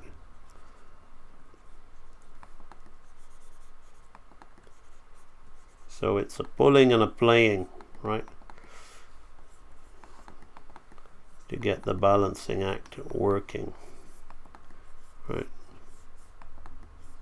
Now I'm going to put what I think the hair will be from this frame, and then I will have to refer, or maybe not so, right? Let's make her hair kind of like come out a bit before it. That gives it a little bit of follow through in the hair, like that, right? That's gonna work, right? Now we're gonna straighten up the color like this. Let's have a bit of follow through on the sleeve, which we'll do nicely, right? It's gonna have some hair like this.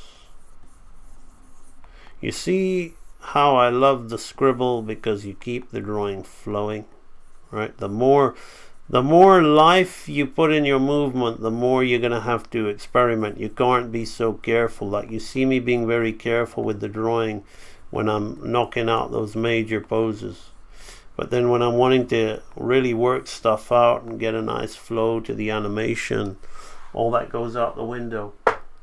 I find frustration in an unnecessary distraction when drawing. It just gets in the way, so I ignore it. Exactly. There's nothing to be frustrated about.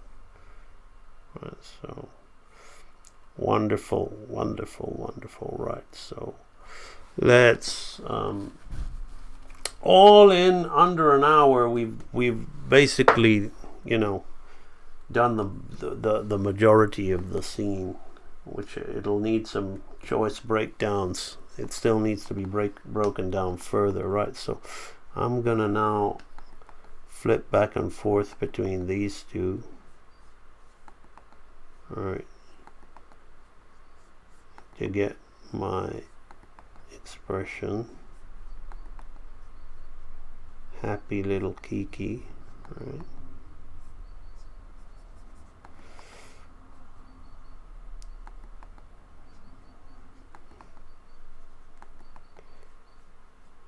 Just like this.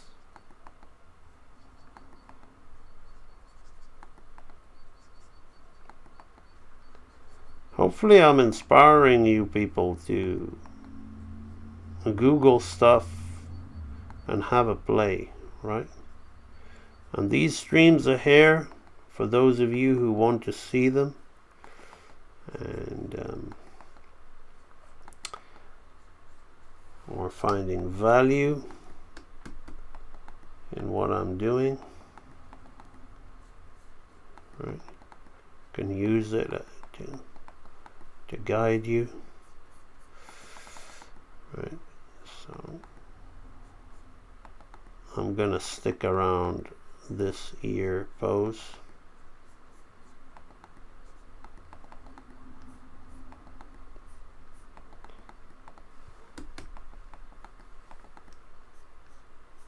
Let's hit the save in case anything unwanted happens.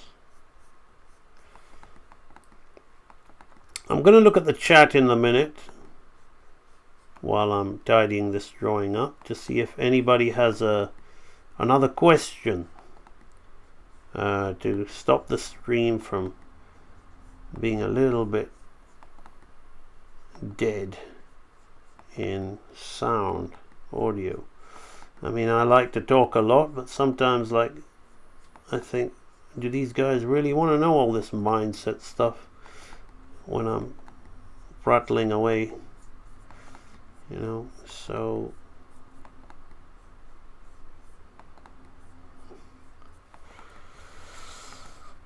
pum pum pum, we need to have the little cheek there. All right, let's have a quick look at the chat while I finish this drawing up. Dylan the Destroyer, I want to animate Kiki again. I'm not quite happy from the past animation I did. I've been working on my characters for my comics. Gone ghost after quitting uploading. Yeah, I mean, exactly. Uploading can be a frustration, waste of time, gets in the way of your creativity.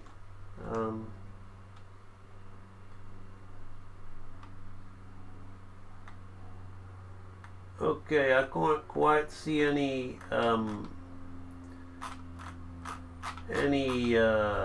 specific questions, so let's just continue.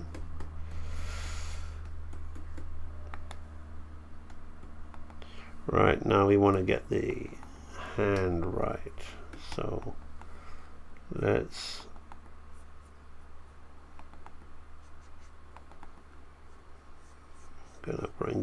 gonna tone down some of the drag on that,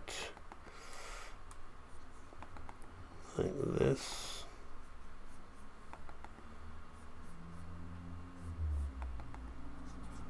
I'm gonna have to figure out the anatomy of that shoulder, so I'll come to the easier point here.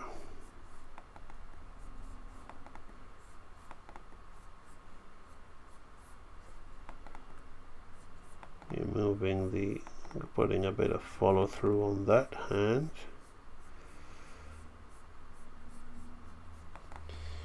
Right, now this will be like this.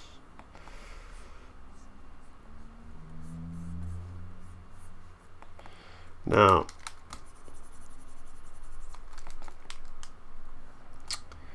clavicle, arm hair, elbow out here like this. So it's going to be like that, right? Chest is going to be in like this. So that chest line is putting me off some. So the drapery is going to be more like that before it settles down, right? This is going to have a bit on this side up here like this. Okay, that'll do. I'm going to get rid of that so I can approach this now with a fresh eye. Let's knock that back as if we were using a putty eraser, right? Let's roll that in.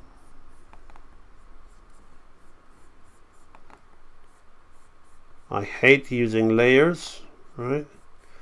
I just rather just change the color because, or if there was a putty eraser tool, I'll use that, because the layers, creating layer, changing the opacity takes my flow away from what I'm doing, right? So I want to be in constant flow and harmony. There we are, right? Did you see Once Upon a Studio? No, I didn't, and I don't really have any intention on seeing it. I'm done with all of that stuff. You know, I believe, as I said, like I've got to a stage where I just love my own work, right? If I want to see something of something else, it's got to really be worth my time. And the whole thing, what are they doing with it? What are they doing with that? What are Disney doing as a company? And what does Once Upon a Studio represent? I don't know, because they're going one way in AI, and they haven't given a shit about any of their hand-drawn films, and they've just basically remade them all as live action, as if, yeah, what we're doing is so much better, let's forget about these things. You know, they've had actors come and say that those films are archaic and they need to be changed, and they're bad, and that they, you know, the Prince Charming is a stalker and all this and that. So that's one message they're putting out. Then they're getting they're getting on the nostalgia thing, and they're getting all these characters that exist as characters that belong in a story. They're not actors. They're characters that belong in their worlds and their environments, and they're having them all hanging out. Like, it just doesn't interest me. It just looks like another opportunity. And quite frankly, I don't hero worship any animator anymore. I just love my own work.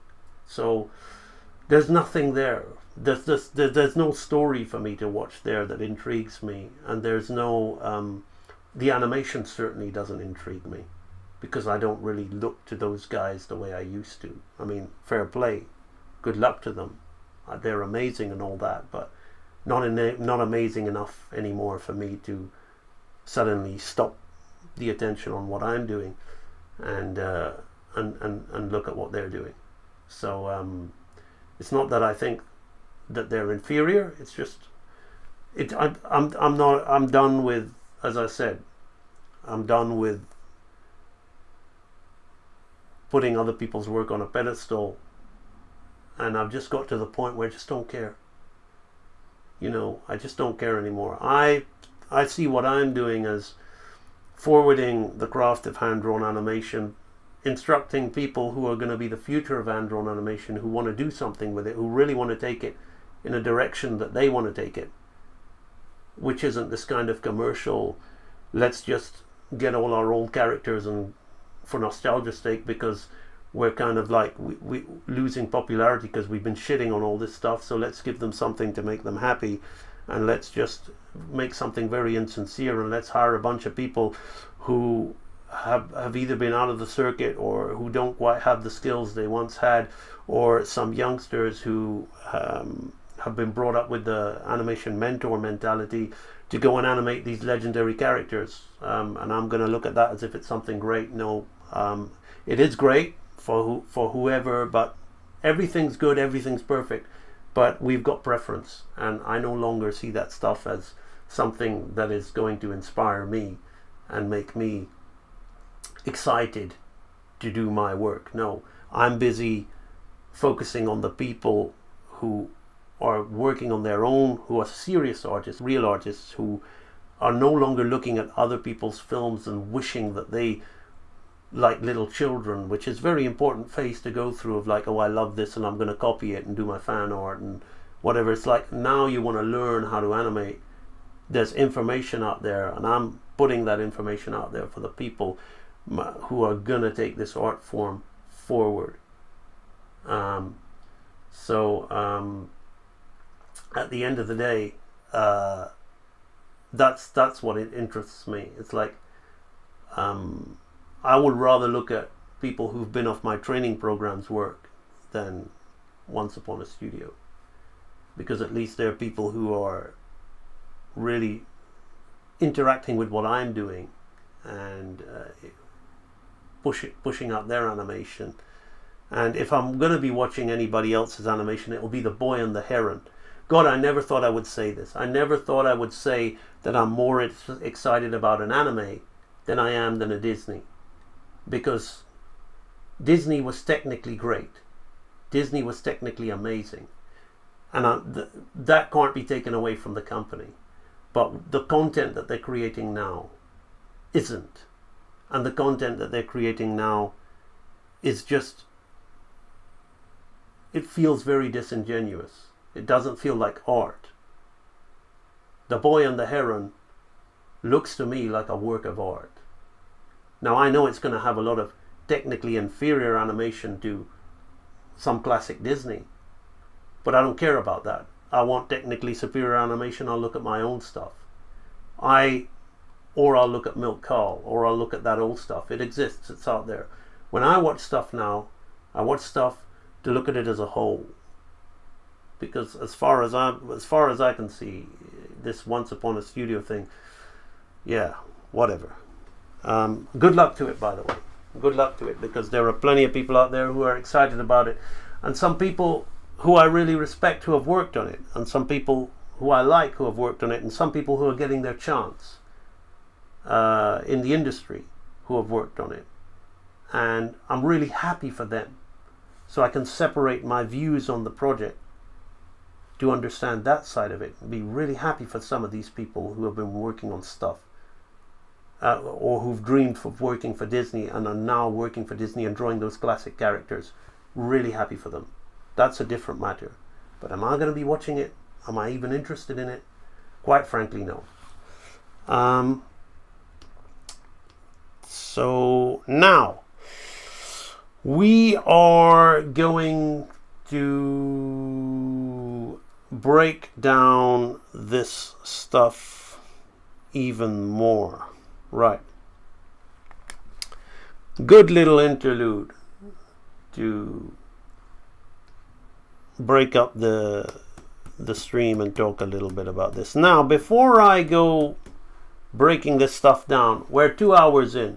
I've given you guys a lot of my time for free.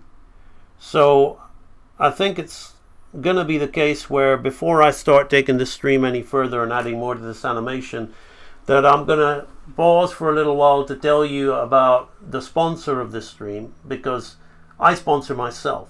You know, I don't have Wacom, I don't have Toon Boom, I don't have TV Paint, I don't have Elgato or whoever or sponsoring me. I sponsor myself. I have created this channel, I've created everything, and I'm still going after 7 years from creating my own products and sharing them with you to help you get better at animation, and in turn that then supports me to keep doing stuff like this. So if you go to ambanimation.com, which is my website, you will see in here Real Animator Training in the menu. Real Animator Training is the library where I've spent the past 5-6 years of my life building all these training videos to tell you how I do it in a step-by-step way. Right, so you can read all this info, you can watch these videos. Now if you go in here, there's two options. You can also see this video here with people who have been involved with the training library, what their work looks like. Now there are two sections here. There's edutainment and there's training. Right, the training section is the stuff where the real skill happens. So what you're watching me here today, when you watch on these live streams, you're watching me effortlessly take other people's characters and turn out animation with them, right? Doesn't matter what it is, like, you know, I knock out some Tinkerbell. What's this? Grumpy. We did a Grumpy, right? You're watching, so this is all free for you to go and watch on YouTube. You watch me, like, what's this? Like Monterey Jack from the Rescue Rangers. This is all free on my YouTube channel where you watch all this stuff. But now I like to share this information, and I also know that this is the stuff that is entertaining to watch a great animator being great, right? So when I said I'm not interested in Once Upon a Studio, don't think it's just me showboating, all right? Some of you know, some of you watch me animate like this live, right? Just like today. So this guy, you can go and watch this on my channel, animated live, right? So I can do all that stuff. So not excited about it, but like when you see me doing all this stuff, it's great and all that, but I'm not going to pull the wool over your eyes. You're not going to be able to do this stuff. You might try and copy and self-teach yourself from the free material, but underneath all of this impressive drawing and things is some fundamental basics that really are hidden beneath all of those things. And that's what we get in the training library. So You know, you can either buy them in bundles or you can buy them one archive at a time. But for example, the basic archive deals with the 6 laws of life. The 6 laws of life are what we've seen in here. We predominantly use pose to pose, but everything has got an arcing to it, a timing to it, okay? A slowing in and a slowing out, as you will see when I finish talking about the training library and we start breaking it more. So timing, arcing, slowing in, slowing out, pose to pose, and straight ahead, right? So we have been utilizing pose to pose at the moment, and solid drawing. So what I've used here majoritively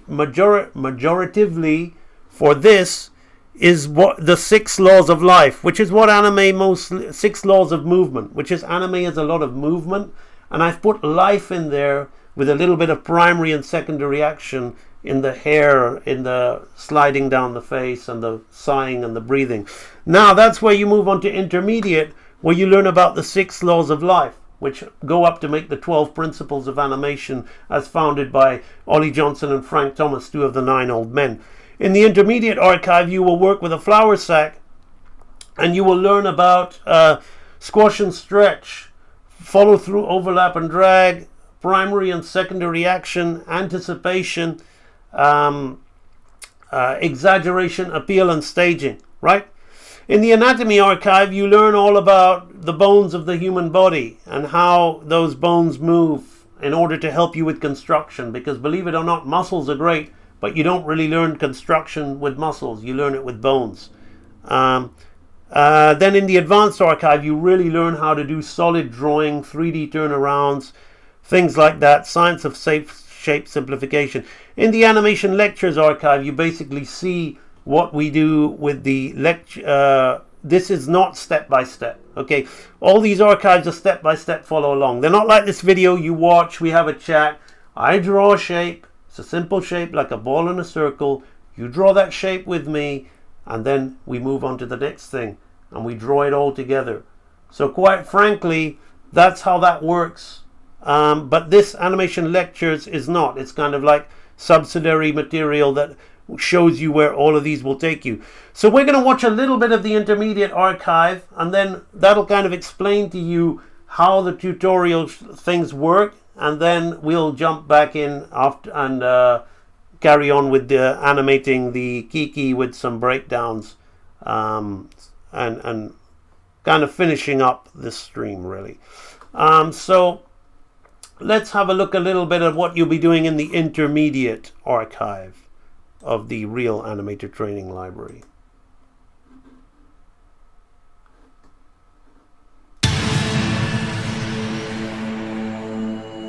Character animation is the focus of the intermediate archive, and it's where you will learn exactly how to express character into movements via the 12 laws of animation. You will begin with the law of solid drawing, where you will understand how to construct and keep form of a simple sack character that you will be using for many of the exercises in this archive. Next is a 3-part lecture series on the law of squash and stretch. This goes far beyond the simple deformations that you learned in the basics archive, and you will learn exactly how to draw and design shapes that squash and stretch with appeal and animate in a convincing and effective manner. You will then move on to a 2-part lecture series on the law of anticipation. Here, you will build upon all the previous laws that you have learned so far by introducing character acting via anticipation, as well as the laws of exaggeration and appeal. Afterwards, you will master the law of follow-through and overlap in an intensive 4-part lecture series where you will animate the sack waving a flag in an elaborate manner. Although the lecture is primarily based on follow-through and overlap, it is carried out using the law of pose to pose and straight ahead, and designed specifically to make you consolidate the laws of arcing, timing, squash and stretch, as well as slowing in and slowing out. Next, you will animate a sack throwing a ball via the law of primary and secondary action. The 3-part lecture series will ensure that you understand how to go beyond simple nuts and bolts movements by conveying personality and attitude into the action. You'll pretty much utilize every animation law and will emerge with the understanding of a true character animator. A 2-part lecture series on the law of staging concludes the SAC exercise series. Here you will learn how to plan your action and develop characters and props. Ultimately, you will understand how to stage an animated sequence utilizing professional pre-production practice and techniques. After the SAC exercises, you will return to walk cycles, but this time with character. In this 3-part lecture series, you will apply all the aspects of character animation that you learned earlier in this archive. It will also show you how to extend and vary your walk cycles with a variation of steps and alternative loops. Next, the cycles continue in a series on quadruped locomotion consisting of 21 video lectures. You will focus on and learn each aspect of the action separately, just as you did so with bipeds in the Basics archive. You'll begin with the rear legs and tail, then move on to the arms. Next, you'll learn how they work together and harmonize with each other, and how the head moves in relation to them, as well as the timing of each part. You will go through this process for a basic walk, trot, canter, single suspension gallop, and then double suspension gallop. The specially designed stick quadruped has been designed specifically to guarantee that you understand the anatomical aspects that are common to most quadrupeds. This system eliminates guesswork, and now you'll know exactly where to locate and how to articulate specific parts such as the knee and shoulder of a quadruped.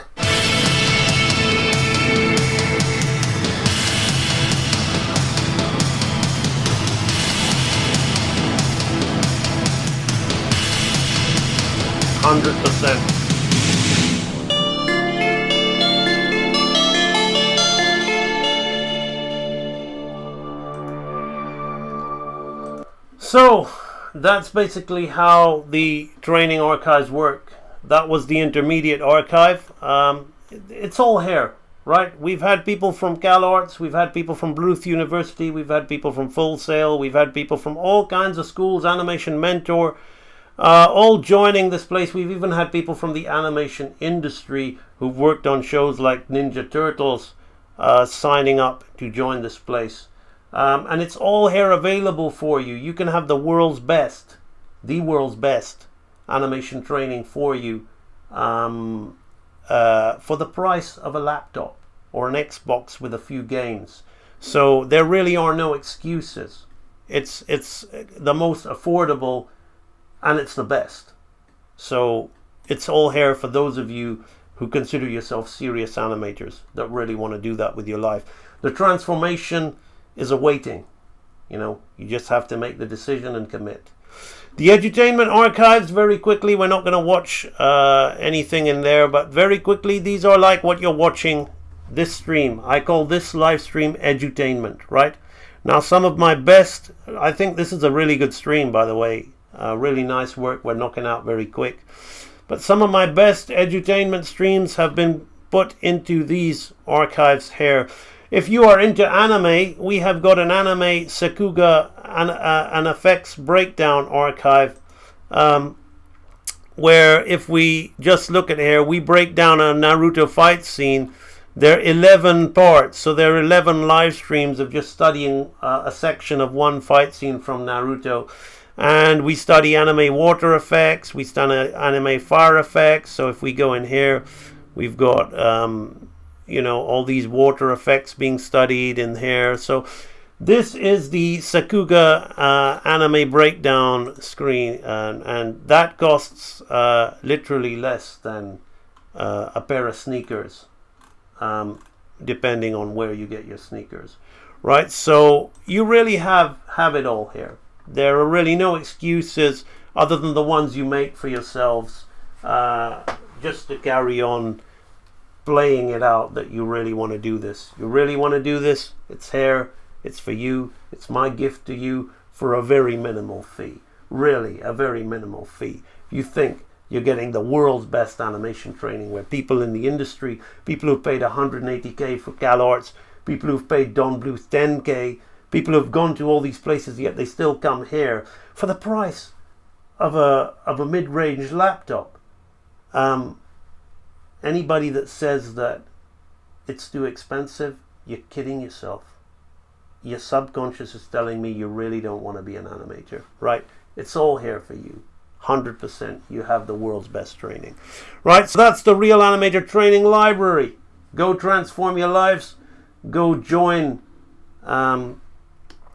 Go and join. If you cannot join, but you really value the work I'm doing and the work I'm sharing, and you want to buy me a drink, a virtual drink, there's a donation link in the description, or it's on my website in the contact section. Any donations like that will be highly appreciated. So thank you very much to those of you that do that. All right. Let me just check my audio is still coming through. We have a question here. I guess I have a question that, has there been any point? Okay, let me just answer one question before we move on to and finish the rest of it, because I think this is a good question, because it's one that'll help all of you. I guess I have a question. Has there been any point in your career where you thought you couldn't do something? You seem to be very skilled at all kinds of styles. Has there ever been a nope moment? Well, as I said at the beginning of the stream, when my good friend Kevin Silver, who said it in a joking way, so I didn't take it in a bad way, he said AMB is flexing. When I was talking about all the things I've achieved, I said it was all about the mind. It's all about your mind. So, were there times in my career when I said nope? Yeah, loads of times I've said no. And then, as I aged, I may not look it, but I'm approaching 50. So as I aged and got more experience and started letting go and started understanding what I am and who I really am, I basically started to understand that there is no no. Everything is yes. Everything is yes. And if there is a no, then it has to have an opposite. So there must be a yes, right? So if everything is no, then everything is also yes, because you can't have one without the other, right? So ultimately, now I'm at the stage where there is no no. Are there things that I cannot do? Are there things that I'm not so great at? You betcha. You don't even need me to tell you that, right? But the point of the matter is that, am I going to just say, I can't do it? Or am I going to say, I don't want to do it because I don't care enough? And that's what it really is. Digital painting, background painting, being a good painter. Can I do it? I'm all right at it. Can I do it well? Not at the moment. But does that mean nope? No, that doesn't mean nope. It's like, I can't be bothered. That's what it means. I can't be bothered. I don't feel I get the payback from that, because that's not where I want to go. Do I want to get better at drawing backgrounds and then giving them to a painter? Sure. In fact, I bought this. I shouldn't really be showing this to you guys because it's he's hard at work on it, by the way. Sorry. I got this sketch pad here because I want to draw my perspective backgrounds and like my concept art. So I'm just going to fill this with stuff that I want to get better at in concept art, not just cutting and pasting using Photoshop, but creating concept art through traditional media. So I'm not relying, I'm not relying on traditional tools. So it's like, I'll put my energy into that. I can always pay a painter to do that, but to paint it up. I could pay a concept guy to do the concept, which I also will do. But before I give my work to a concept guy for my content, he needs to be clear about what I want. And words aren't good enough. And punching something into AI isn't good enough. As I said earlier, it comes from within. So I've got to be competent enough to not just draw characters and suggest backgrounds and make pretty illustrations that people go wow to, but that I know that's better, that's good. So it's not about no studio anima. It's about energy focus. Everything is energy. You have energy, and whatever you put that energy towards, that thing grows, that thing expands. That's the law. That's the way it works. So if you put that energy towards animation, it's going to expand. But then that energy is charged. The energy is charged with your mental attitude. Positive, negative, yes or no.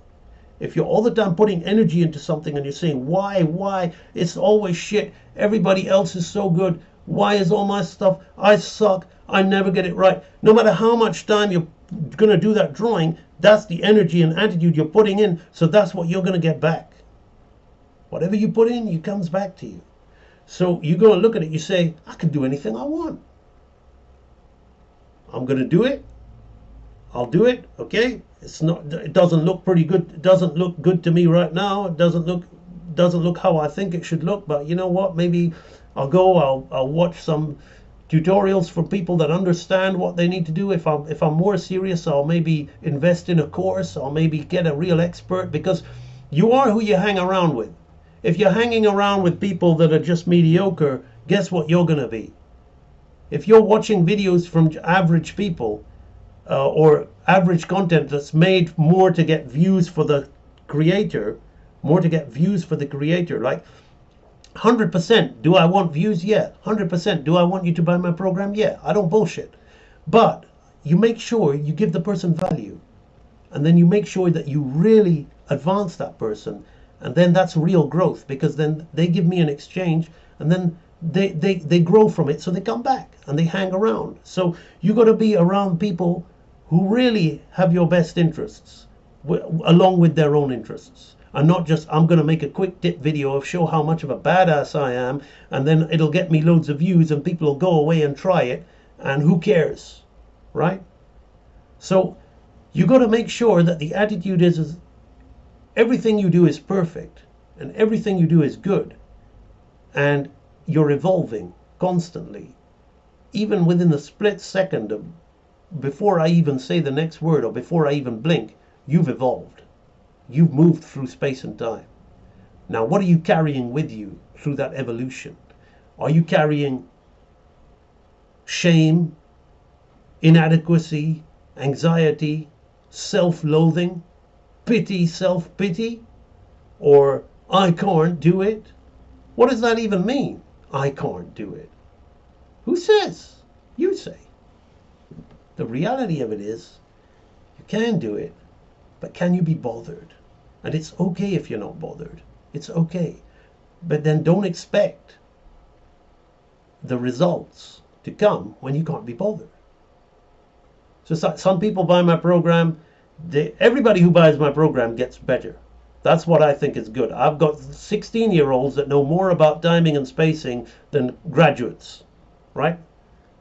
But that doesn't mean they're going to be good, right? Because it's again the same attitude. Like you can be in the right environment, but then you're all the time having that shit attitude and putting that towards your work. What's going to happen, right? Then there's some people who follow my program. It's all about them. All they care is about them. They just care about I want to be better. Other people are great. Other people are good. We all have our little demons and whatever. But most of their attitude is I want to be better. I can do this. I can do this. I can do this. And this is how I'm going to do it. This guy really knows his stuff. I'm going to follow this guy. I'm going to listen to this guy. Maybe the other guys out there are saying something good as well. I'll also listen to that. But I'll make sure that the people I'm listening to, all of them have one thing in common. They're shit hot badass. They're the best. All right? And I can see that from their work. And when I'm learning from them, I can tell that the information they're putting out is actually going to help me. It's not just, look how great I am, give me views on YouTube. I don't care if you go away and try this stuff, right? Maybe what I'll tell you will make you feel good for like 5 minutes, and then it won't really take you anywhere. So it's all about investing in the things that really you really want to do with the right attitude. So that's my thing. So there is never a nope moment for me now. There's a do I want it, do I not want it moment, but there's never a nope moment for me, because everything's there for the taking, literally everything. If man developed the ability to fly and beam things, images all around the world of docking watches and all these kind of things, and God knows what's to come, doing a few drawings and getting good at a certain ability, I mean, come on, I mean, it's all there for the taking. Okay, now that was good. We've had a little bit of a chit chat. We've had a little bit of a pause. Let's go in and finish this animation. I'm going to change my mic before Life Fantasy starts sending me messages, if she's still on the chat, and says your mic isn't working.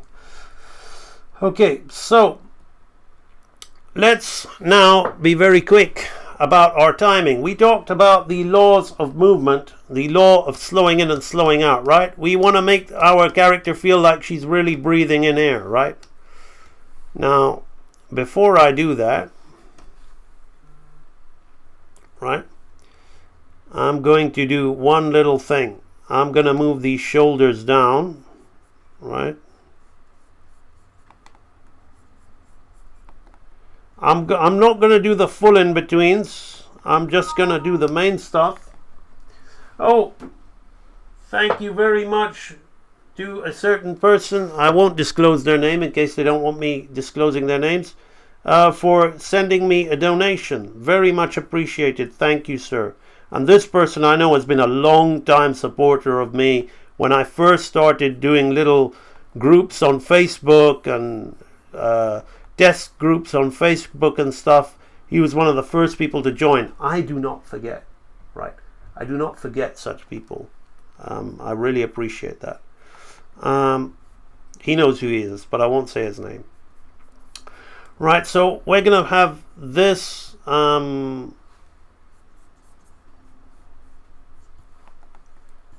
coming down here, right?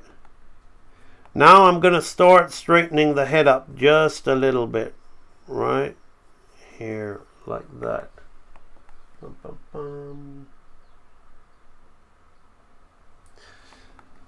Yeah, positive and negative energy,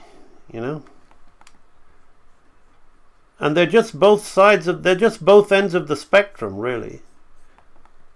So the way to escape it is just to move away from it, right? Which is why I left the animation industry, right? I realized that it just brought me nothing but negativity. I wasn't doing the drawings I wanted to be doing. I wasn't working on the kind of projects I wanted to be working on. Everything was just a depressing thing. I felt I had nothing. I felt I had nothing in my life anymore. Animation was and is my entire life, and I thought the industry was all that animation was.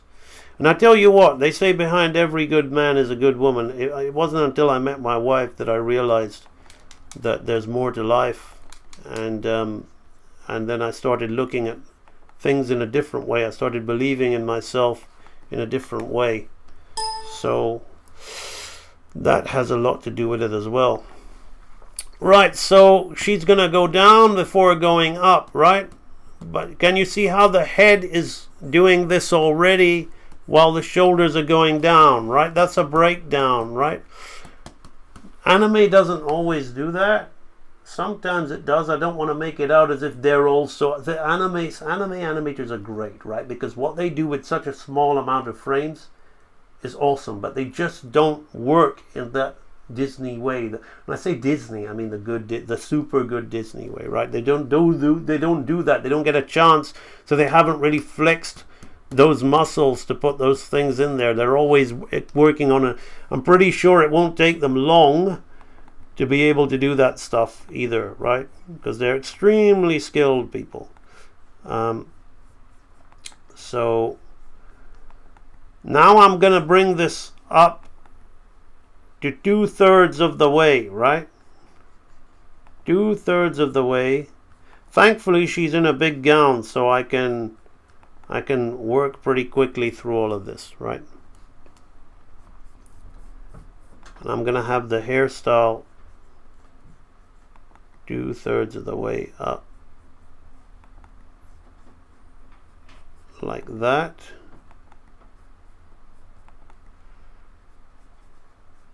I'm gonna see what people are saying in the chat as I start doing these in between drawings.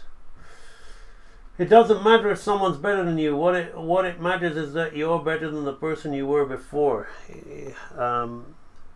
Thank you so much, BC Wendell. Wow, it's a different name you have online. I didn't know that was you. I didn't know that was you.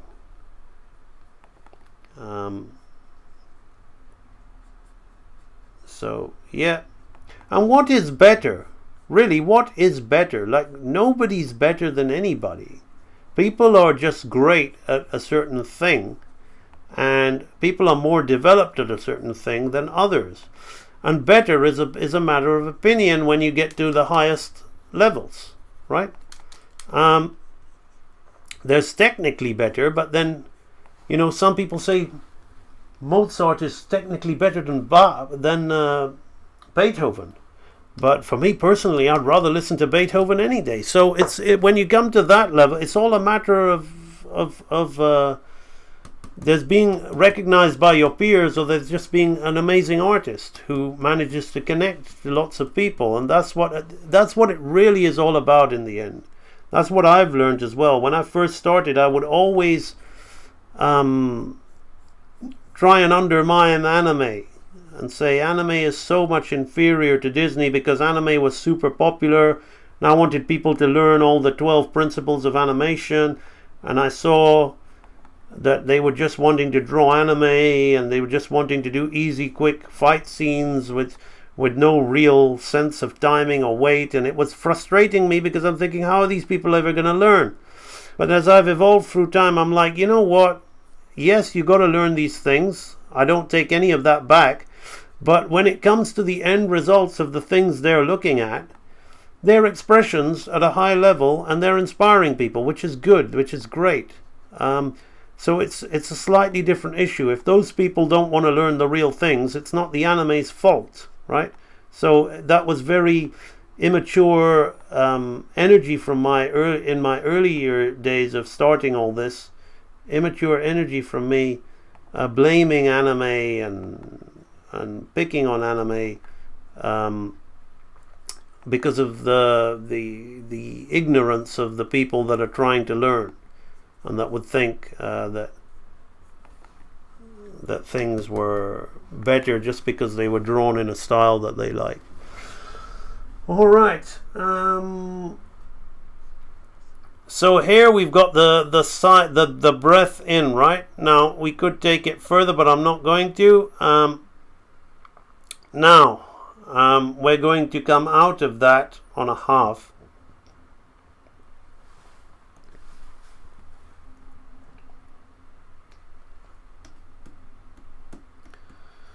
So we're going to come out of that on a half.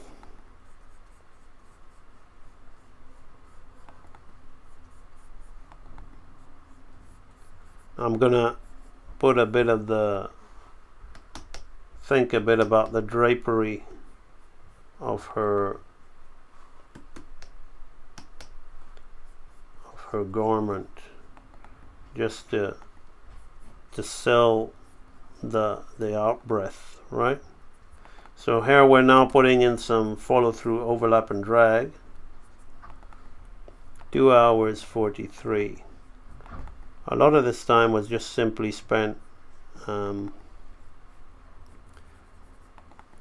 looking at the training library and all that, so could have got done a bit faster. That's okay. Right, so now we're gonna put a nice bit of follow through and overlap on the bow.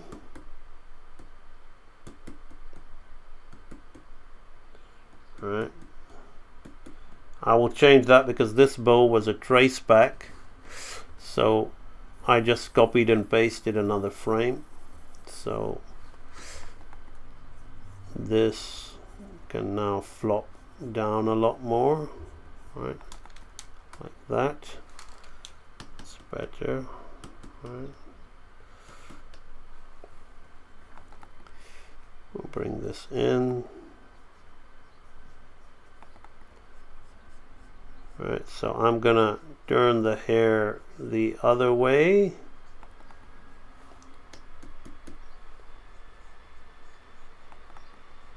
As we create some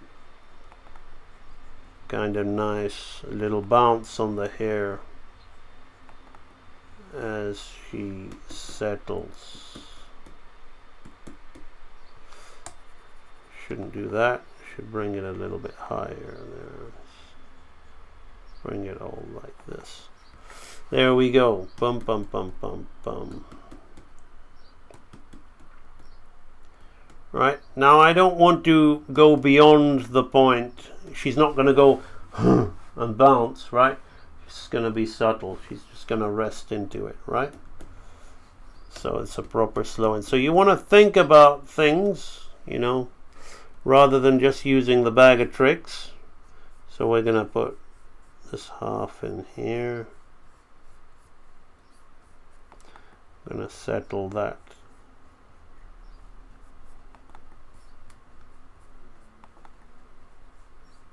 along there like that.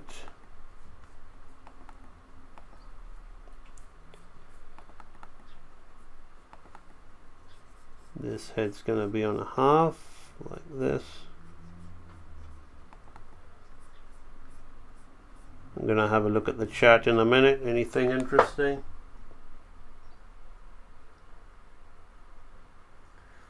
There are things you want to do, and there are things that will always be. My definition of success and improvement is getting closer to doing and the one of things and more of them.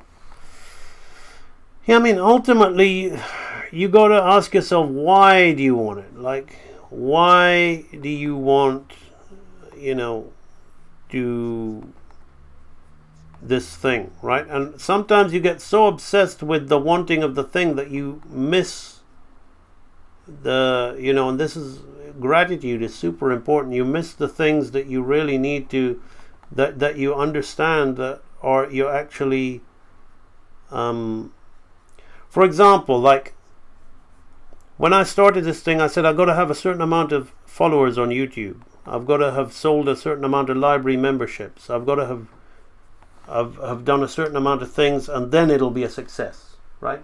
Only when it does that thing. Now, I was setting myself up to fail then, because ultimately it's good to have objectives and good to have goals. But then I realized many years after doing this that I was already living the dream.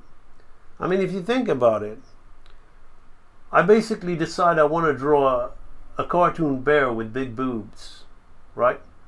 That looks like an old school Disney character, and dress her in Halloween costumes. And that's my life, you know. Ding, my phone will ring, somebody's bought a library membership, ding, whatever, somebody's donated, somebody's bought a t-shirt, somebody's done whatever. That's it, you know.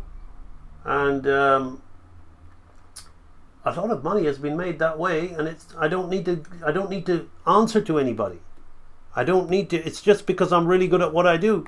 But because my YouTube hasn't hit a certain amount of subscribers, and the library didn't have the certain number that I said that it should have in it, I spent most of that time miserable, thinking that it's not working. Then I realized, wake up, man, wake up. I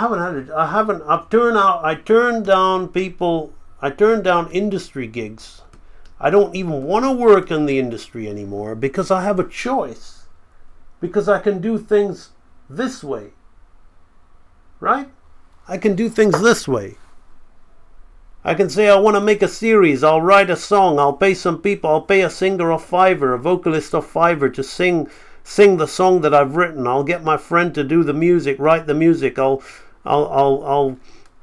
I'll write the lyrics, and then we'll create an animatic, and then we'll do a crowdfunder. That's my biggest concerns, right? Those are my concerns. Those are the things that's what I'm, and like I didn't like, just because I don't have a certain number of YouTube subscribers or my Instagram likes, or when I've got like 4,000, 10,000 people on Facebook or whatever, and I'm getting 50 likes for one post, and I'd be like, oh well, it's like you don't realize like what you got. You don't realize like what reality is when you're living on social media. You really don't. So for me, it's like I get a real wake-up call, a real wake-up check as to what success is, what success really is. I've got my own aspirations, I've got my own goals. It's amazing, it's brilliant to have a star to aim for, and I'm not saying that one should not have goals and aspirations and want to achieve them, but what I'm saying is don't become so obsessed with the achieving of them as to ask yourself, why do you want to achieve them? Why do you want to achieve them? Why must I have this many people subscribed to my YouTube? Why must I have this many? If that many people was even halved, would I still have a great life and still be doing? Yes. If it was even quartered, would I? Yes. Why is that number so important?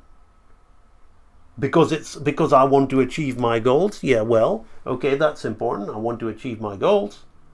But what do I want more? To achieve my goals or to have a fulfilling life and enjoy that life and appreciate it and feed off the energy of success, rather than living every day thinking, I'm so far from the goal. I haven't done this. It hasn't happened.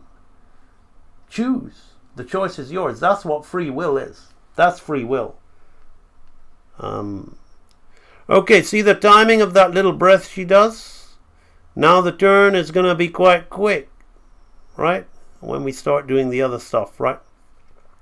This could be timed better, which with more in-betweens, but I'm not going to put them in there. Now here, we're going to, because we're spending a lot of time on that, I'm not going to in between here and here, right? I'm going to give it an anime feel. We're going to jump into the profile, and then we're going to slow into this, right?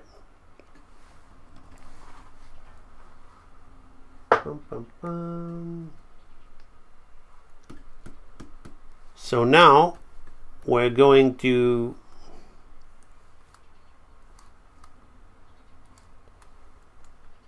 start using the anime kind of shift and trace effect. So this head, right? This head, I want hair, right?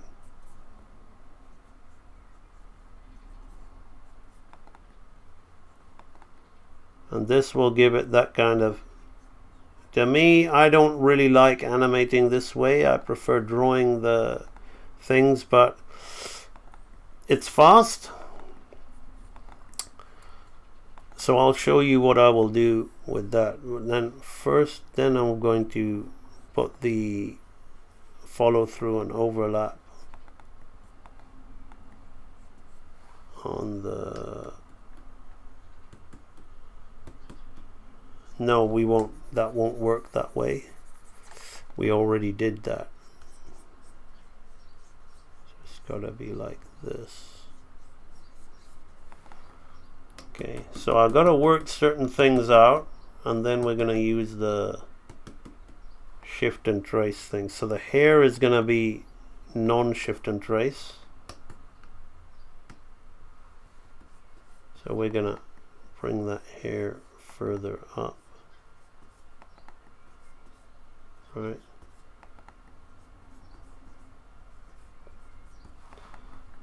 Pum, pum, pum, pum. Yeah, then that's gonna settle down, right? To complement the cheat of the head turn, right?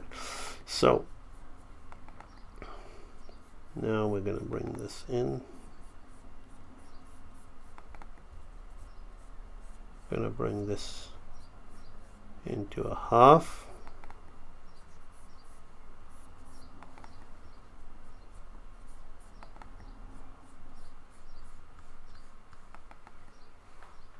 Where's that arm going?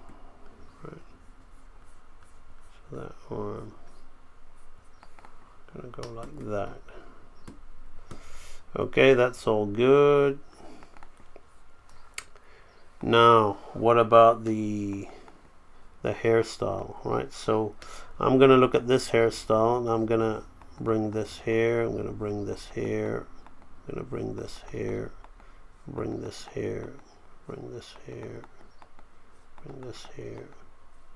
You know what? I was gonna do shift and trace, but I really don't need to. I'm skilled enough to. Anime would do it to make sure that the volumes are 100%, but it's kind of rough anyway. I can just flip back and forth. It's all easy stuff. Right.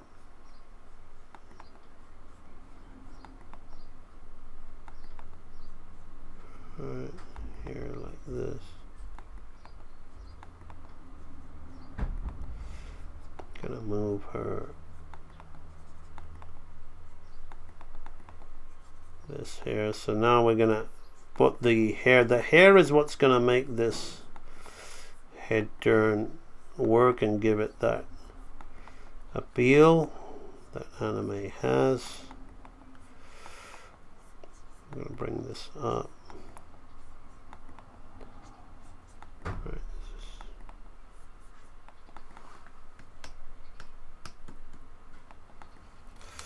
This is a little too long. Just grow it out there like that.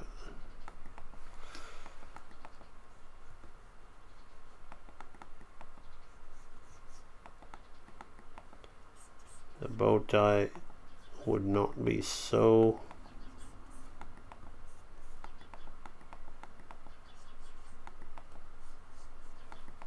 That makes sense. Right, there we go. Right. So there's a lot more to be done there, but let's just have a look at that. Yeah, so even there you see the hair really adds to it, but I'm gonna do more. Right, so you can see we've really got some nice personality by sticking on that pose. We can pop into hair. Now we need to slow in more to make that work, right? Better. It works now, but we need to slow in more to make that work better. Bum, bum, bum, bum, bum. So here's where we, you know, I'm going to be a bit lazy with the hair, right?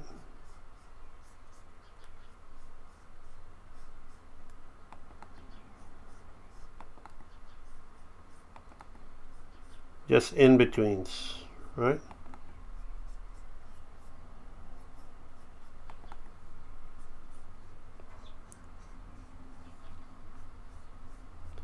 Now you could have just did a cutout of the head, which is what a lot of anime does, right?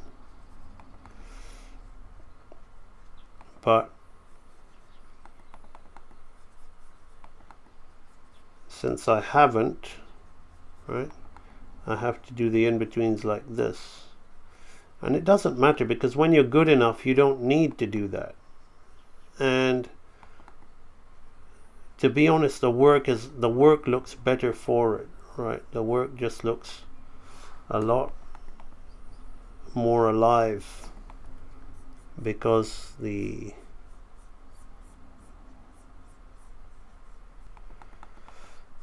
now let's bring this down. I'm really being as fast as I can, right? Just being very vague with that. The looser the better when it comes to hair, actually. This will come here like this, halfway.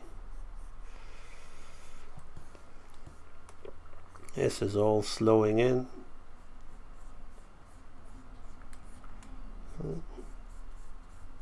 Give it that nice flowing feel, right?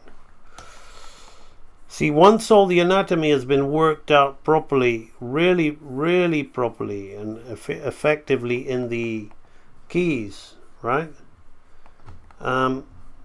We can then just start in betweening the sleeves like that, and it's okay. It'll look good, right? It'll look okay. You don't have to draw all the anatomy on every pose, right? Now, what I'm gonna do here is I'm gonna put a little blink, right? So we're gonna come in here like this. I'm gonna start using what we call partials or shorthand, but not on the face so much, on the rest of the character, right? So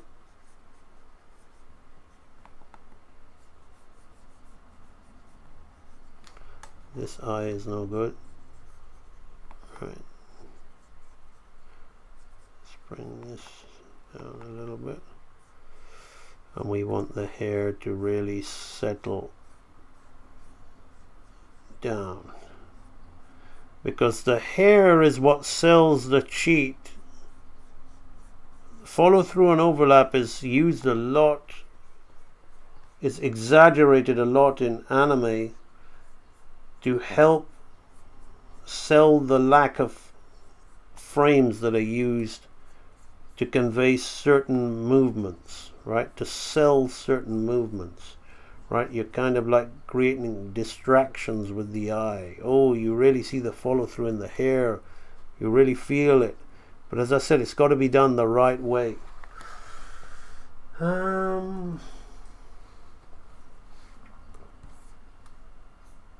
This is going to come around here like this.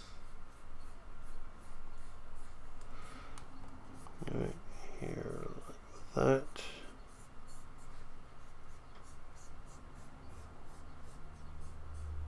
This comes around this.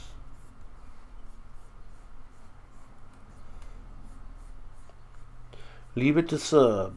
That's what I always say. Sub is the subconscious. You'll do a good job. Right. So I'm gonna put one more in just to sell the eye, right?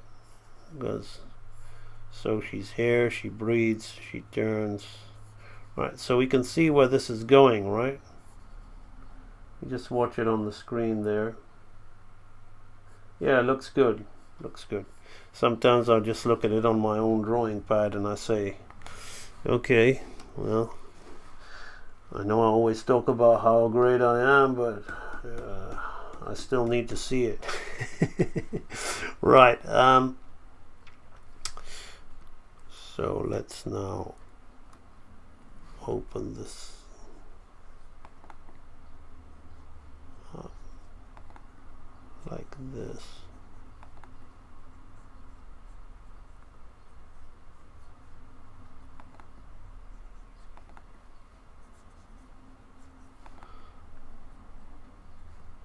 So you see, with pose to pose like this, slowing in and slowing out is like the bread and butter, right? Particularly with anime, because you don't do the poses that you've drawn at the beginning are almost religious. They should never be 100% religious. But because this way of working is very economical and you need to be fast and you just have to do what works and you don't have time for experimentation and with the acting and the performance so much, you just, does it look nice? Does the movement work? Is the character doing what it should do? Has it got a lifelike quality to it?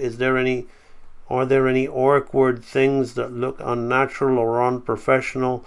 Because you just have to, it has to be done, and there's so much of a pressing deadline. You just have to be able to get it right. So That's why pose to pose is the go-to for a lot of animators out there, because it kind of like is effective, efficient way of working. Especially when you're studying from live action, you just basically copy the live action. All right. Let's see how this little blink turns out. Yeah. Okay. Now what I want to do here is I would hold that for a bit, but maybe I'll just duplicate it once. Yeah, because now we're going to change the attitude. Right, so now we're going to get into this pose, right?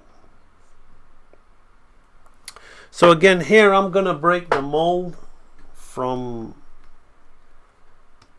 the whole anime thing. And anime would generally tend to, I'll do what the anime guy would do, right? The anime guy would favor into this, right? The anime guy would come down here, right?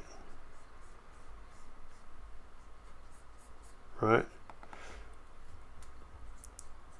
So what I'm gonna do is I'll do a bit of what anime people do, otherwise you just won't know. So I'm going to say no previous panel, right? I'm gonna literally make an exact tracing of this head, right?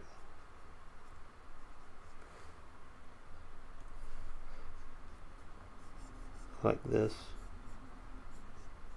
How are we doing for time? 3 hours 6 minutes. Not bad.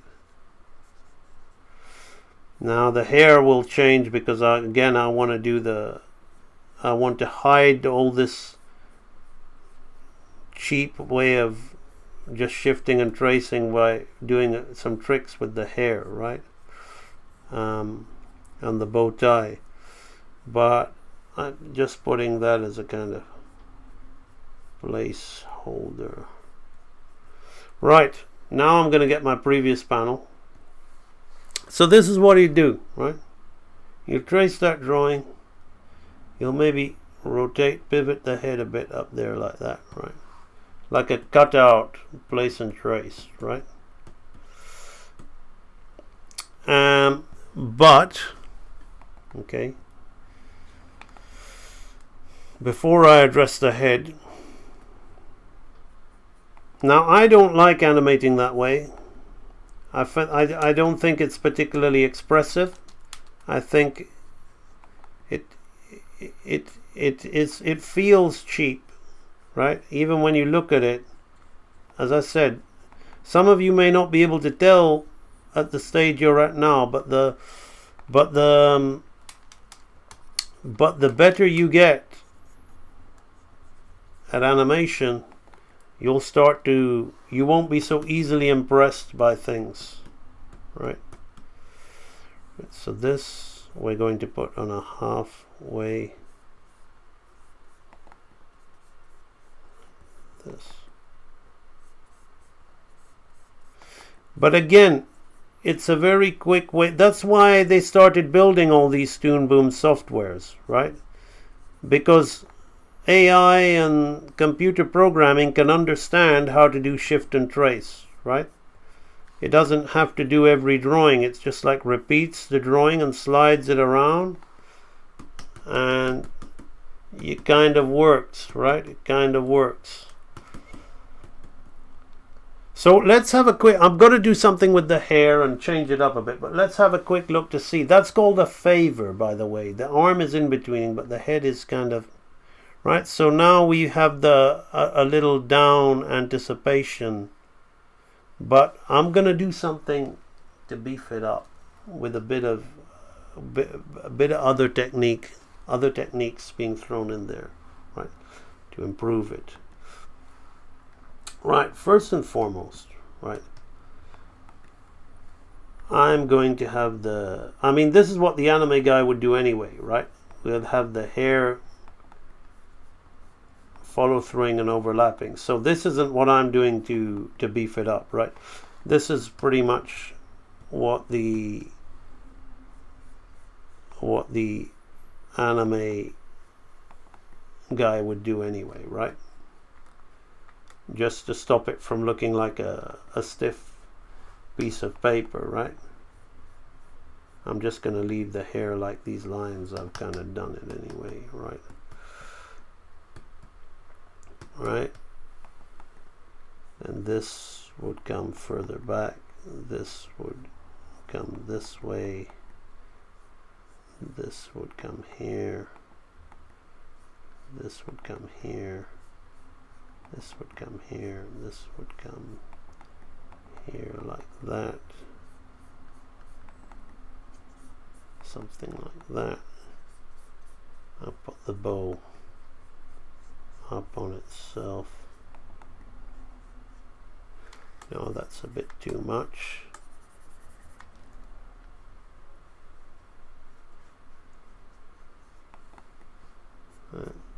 Something that needs to be favored like that.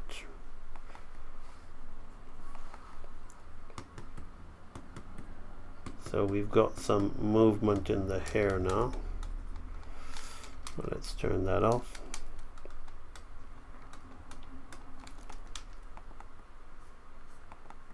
Right, now in order for this to be even better, right?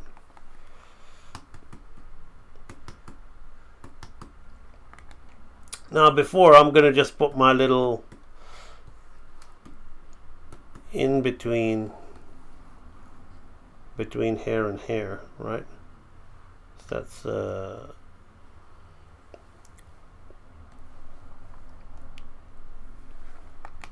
why did that happen?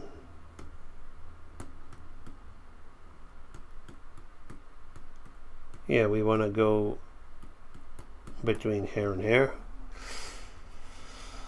So we're gonna go half hair, but this isn't what I'm doing to make it better. I'm first doing it the bland way by having the follow through of the hair. In many cases, they wouldn't even in between the head. They would just have the head locked in position on a hold and in between the hair. But I'm not going to do that.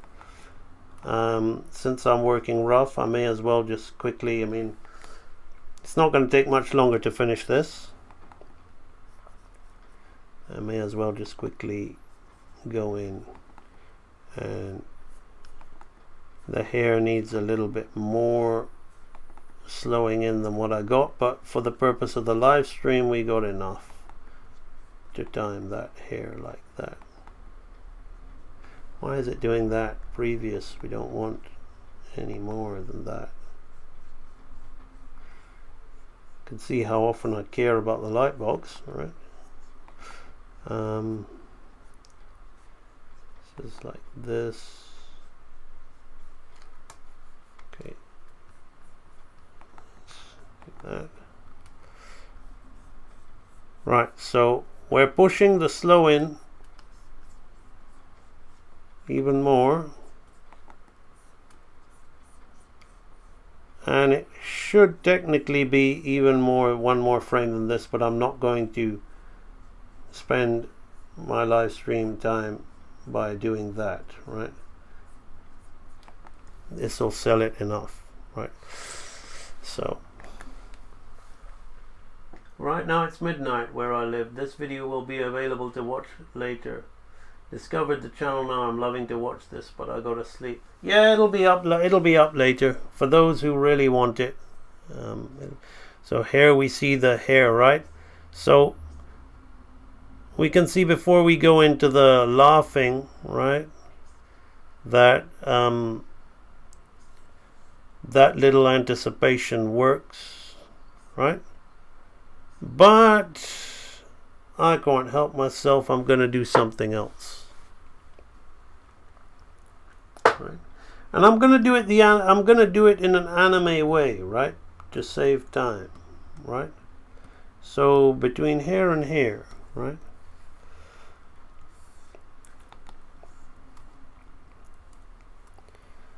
we're gonna have this on a half.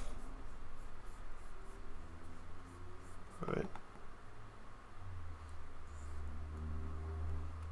Got to think about this.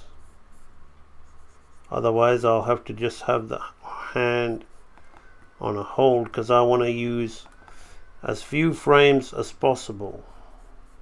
Right. I'm going to have all of this on a half. Like that. But now I'm going to bring this ear up here. I'm going to bring this head up here, but I'm going to change the angle of the head, right? So it goes up before it goes down, right? Now I'm going to do this with the whole Animate shift and trace place thing, right? So I'm going to take this head, right, rather than just tracing it. I'm going to save time, right? We'll use this thing to show you, like, right? So now I'm going to move that to that color. I'm going to rotate that. I'm going to put that up there, right? So that's the same as shift and trace, right? But I'm going to change the hair and all that, right? So let's just test how that's going to work, right? So we're going to take this. Now this is very different to the way I teach you people how to animate, because I teach you the more technically proficient way, which is less about, you know, time saving things that software can do. But a lot of anime, and even if you watch these Netflix things, like, people think all these things like Masters of the Universe, Revelations, a lot of people criticize it and they say, but the animation is good. No, the animation is not good. It's you like the drawing style. The animation is this kind of stuff, right? Really, really basic, like, let's just, like, things that a software cutout thing can do. But when I say the animation is this style, I don't mean the animation's as good as what I've done with the Kiki acting and all that. It's more, I'm talking about using this cheap cutout simplistic way of doing things. But I'm putting follow through and overlap in the hair, right? Because that's what's going to give me, like, I may even open the hair out here a bit. That's what's going to give me some life to it, right? And I may even, like, bring the bow up, right? So we're taking away from the cutout aspect, right? Now, real animator training will never teach this, because you can see how straightforward and simple it is. But what real animator does teach is the laws. So once you know the laws, you want to be cheap, you want to be quick and do this, then you can, right? And so many people do. But you got to know the path, you got to know the anticipation, right? So you see how that makes the world of difference to getting into those two poses, like that there, like this. She's here, she breathes, she turns, she goes into this pose. Now I'm going to come up into this thing here, like this, right? So because of that, we can then pop the arm in like this, right? Which I don't like doing, but I'm gonna try. I'm gonna throw in, I'll tell you what, I'm gonna throw in another frame between here and here, right? I'm gonna introduce the arm like this, All right.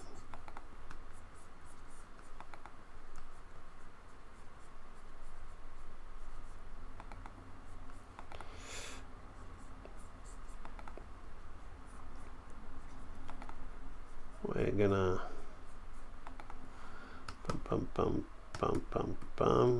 right. We're gonna have this on a half.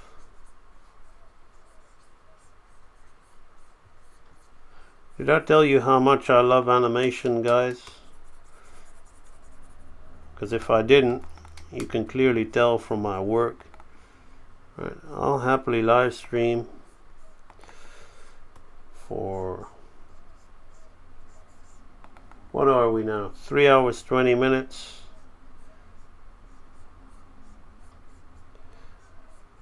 Without any refreshment or anything, because this is where I get my kicks, right?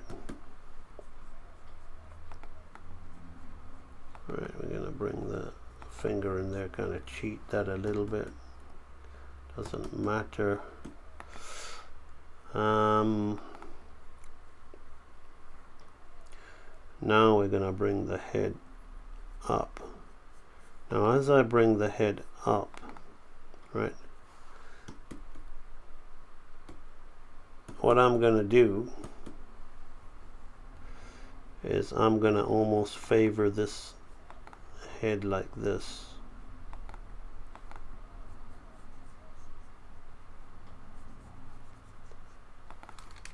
We're gonna have the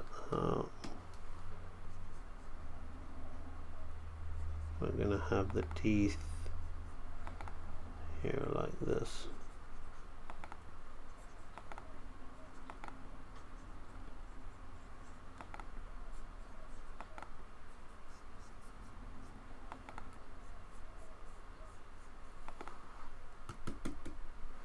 Let's have a quick look at that before we take it further.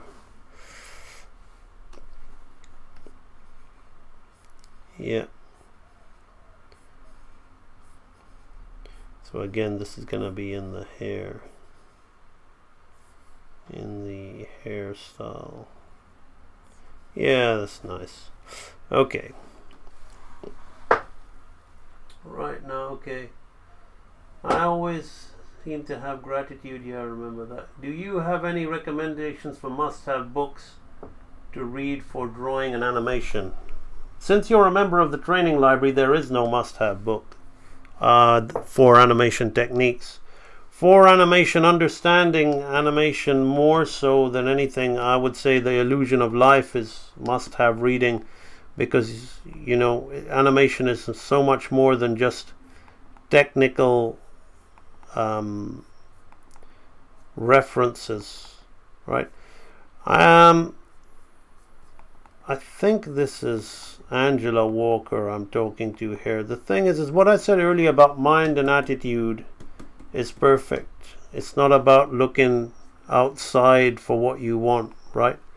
It's about your attitude and being grateful for the places that you've gone. You're very persistent and you're doing well, but I feel a lot of what holds you back is your mindset.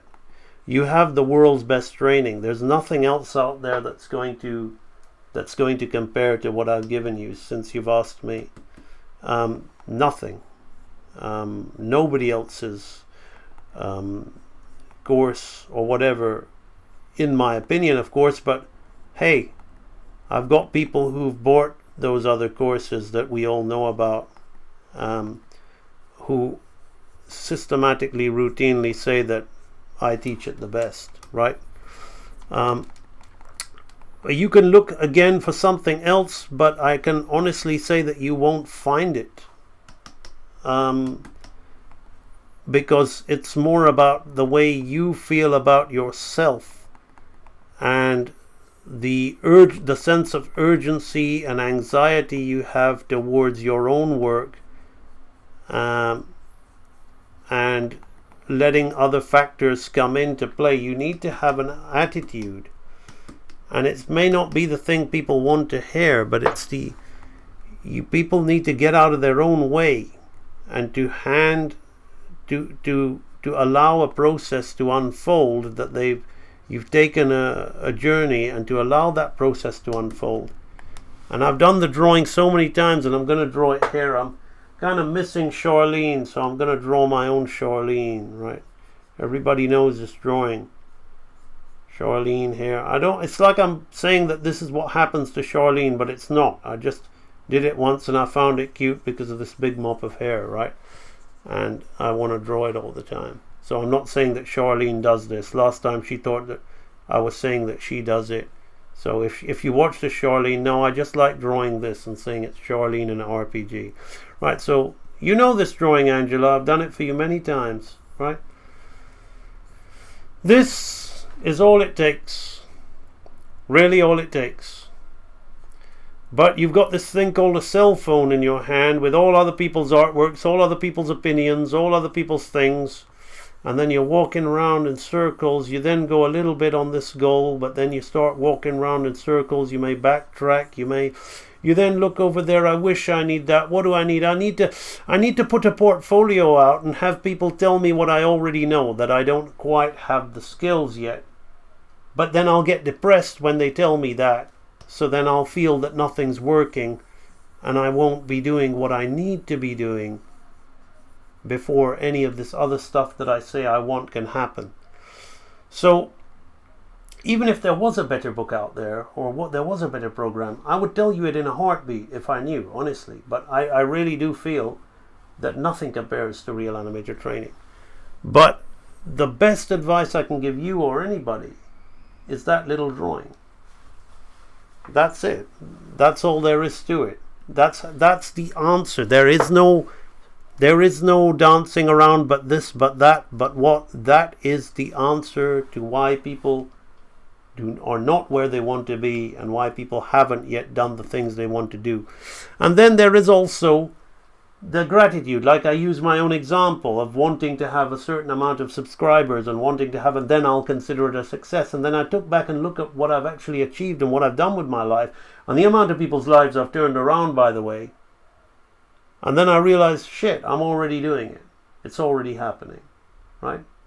But you're so focused on something else and the things that are outside you that you don't see what you've done. You don't see what you've achieved. You can't appreciate it. Therefore, even though you're actually getting to where you want to go, you're miserable because you're not able to see it. So here, yeah. So now we've got this. So now I'm going to slow into the stop pose here. So we're going to slow into the higher pose. Bum, bum, bum. Not much left, and it's pretty full on, this animation. I didn't expect to take it so far. It's a nice simple little piece. Bum, bum. I'm gonna bring it even higher, I think, before we settle it down on itself.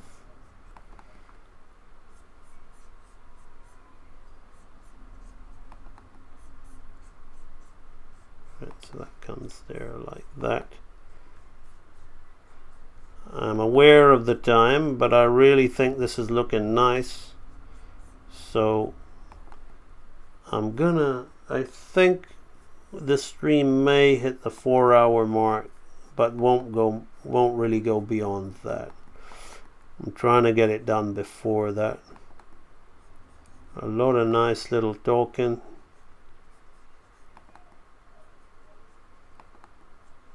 So we got this here, this here. Let's open the mouth.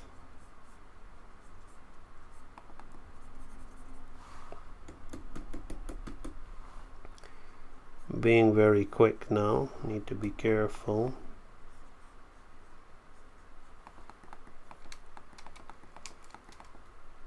The bow tie,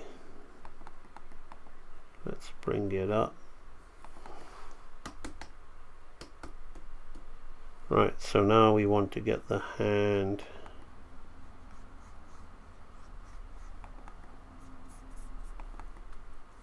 into position.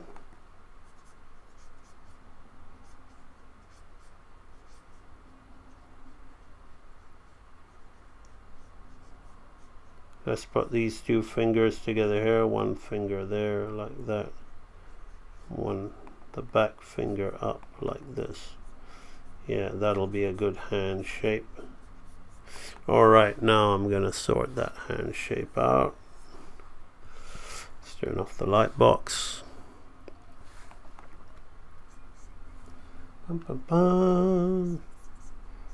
Get that pinky up.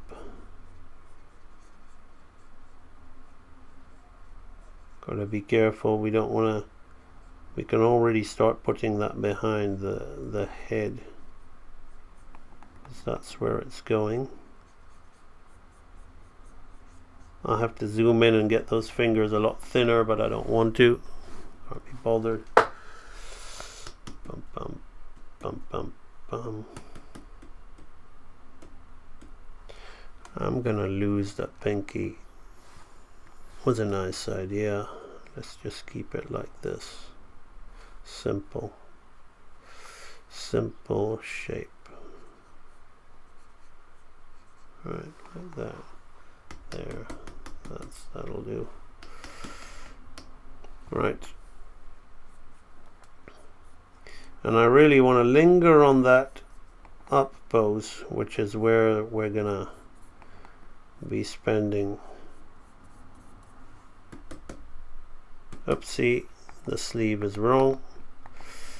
That's what you get when you don't pay attention. The sleeve will be coming around here like this. Right. Will come in here like that. Now this is all half.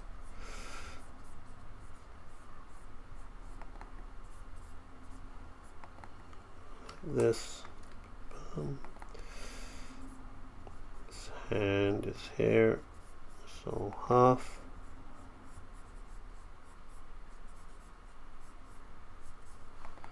That'll do. Let's have a quick little check of that. Then I don't need to worry. This was the last challenging frame. Not much going on in the chat. Yeah.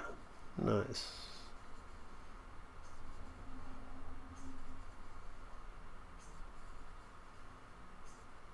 So his hair takes a breath, turns, laughs to herself. Now again, we need to time this, otherwise it just looks kind of half-hearted, right? So this is where we will now use favors, right?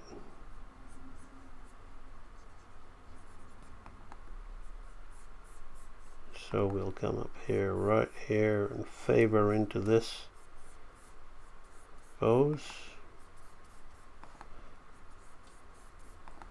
Up here.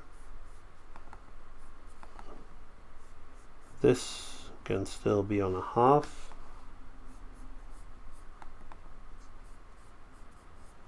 Very, very loose, but it does the job. How are we doing for time? 3, 3, 3. 3, 3, 3. The number to be free. There's no such song. Alright, there we go, like that. That's like this. Now we just go tight on this. We really kind of favor into this pose. Well, we just keep halving, really. Not really favor. We favored the hand. But we just keep halving. And I'm going to do one more for good measure, because you really need to sell something like this.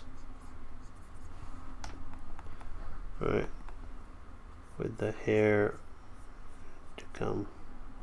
Actually, what I want for the hair is something a little bit cool.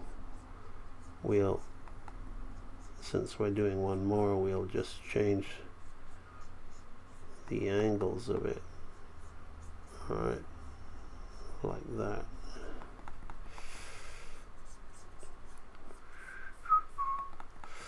Like this. So all quiet as I'm just scribbling through here, so I want to beat the clock, but I think you're getting good value. Right, now there'll be just one more. Fred sent you a funny Twitter drawing, a bear doing art. I'll have to check it out later, Mage. Mage is still awake. It's 3 a.m. in the morning in the UK. Right, so we can see the hair is doing what it needs to do. Now it does work there, but I want to add one more just for good measure, because it needs it. It needs it. Right. So this is purely just going to be little lines, because I'm not really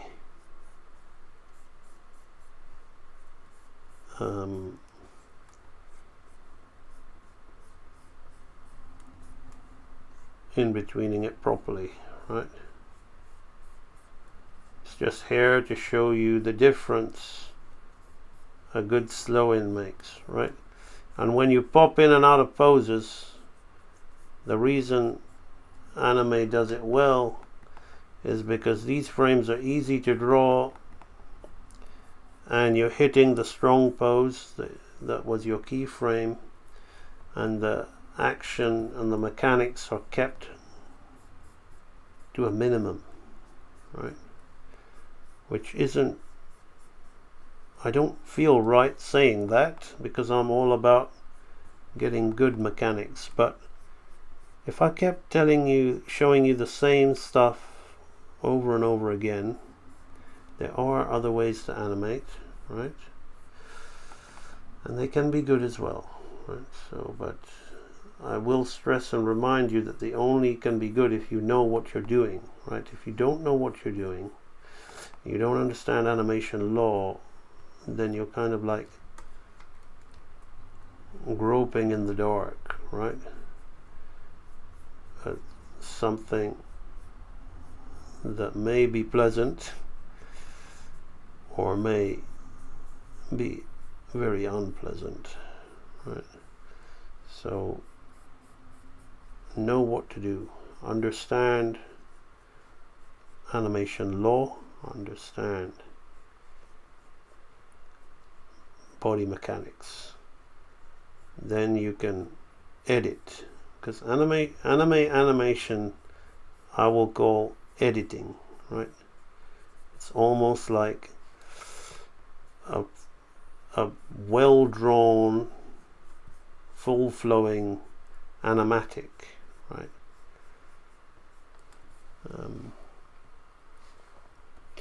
Right, not bad for some shorthand. Right, so now we'll really feel that. I have the next 3 days off from uni work, so I don't mind staying up. Good for you. Awesome. Right, yeah, you see how we really hit that laughter pose now? Right, now we're gonna just come out of it, and I'm gonna come out of it by not even in betweening from hair to hair, right? I'm gonna just in between hair to hair, right? So that's what we're gonna do. So if it's 3:38, we're gonna get we're gonna be done in time, right? So this is gonna be a half, right?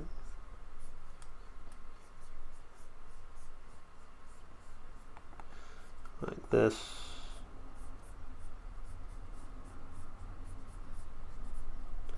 Doesn't really matter, we don't really see the hand. so I don't need to draw it. You do see this.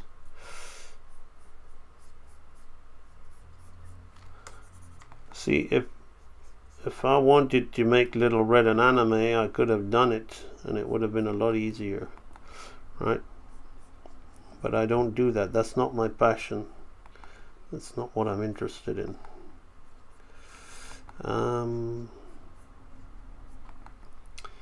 Okay.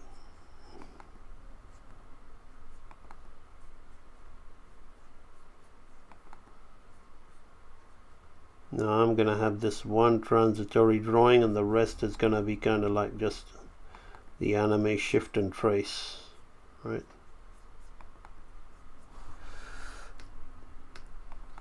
Where I'll throw a blink in there, right? So we're gonna do this.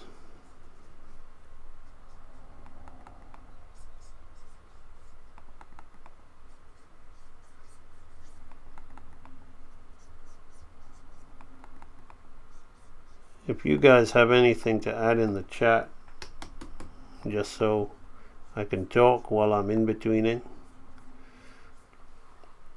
go ahead. If you're happy with the stream as it is, I don't mind that either, right?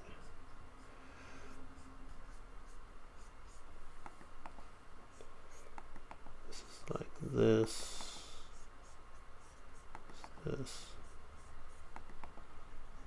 This here like this. Where's her hair there? Right. So we want to have the hair come off as she slides her hand down. And it will go back into that. Maybe it's a little too big.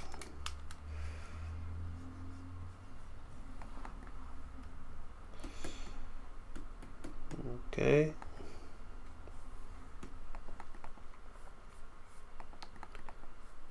I'll look at the chat in a minute. Let's just keep the hair kind of big.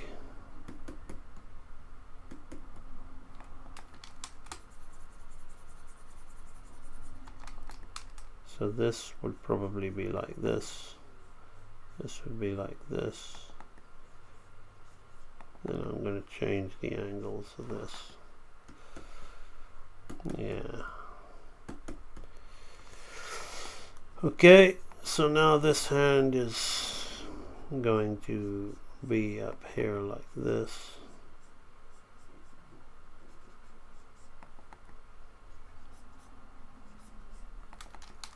That'll do.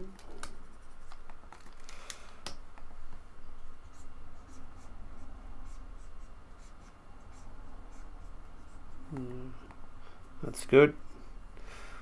Where is the elbow? The elbow is there.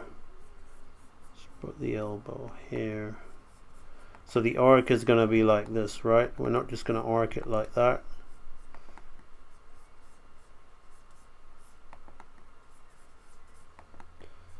There we go. Right. So let's take a quick, seeing if I can merge animation with my I don't really have anything to talk about. I'm currently redoing and shading my little random. Yeah, I saw that. I like some of the BC Wendell. Yeah, thanks a lot, my man. Really appreciate that. Really appreciate. It's nice to know your stream name. Yes, I know Fro Mayfly loves her painting look. So, but I like some of the anticipations you put in that head turn that you shared. Right. So, what I'm gonna do here is I'm gonna throw a blink as she settles out of this laugh now, as I in between and settle into this. So maybe 2 frames. 2 frames we're gonna do. Then we're done. Bum, bum, bum.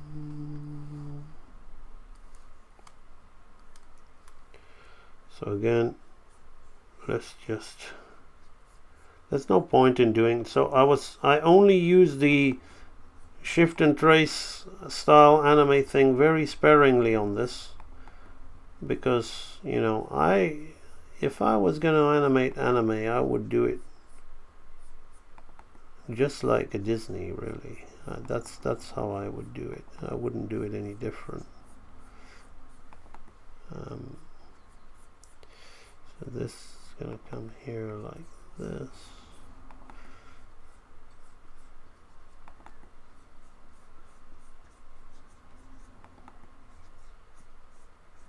This one here like this. I'm really not trying so much with the follow through on the hair. It could be better, but it doesn't matter. It's very loose and rough, and that can all be very easily done, made better with the if we were doing tie down or anything like that. Let's just do that. Let's just in between that. There we go.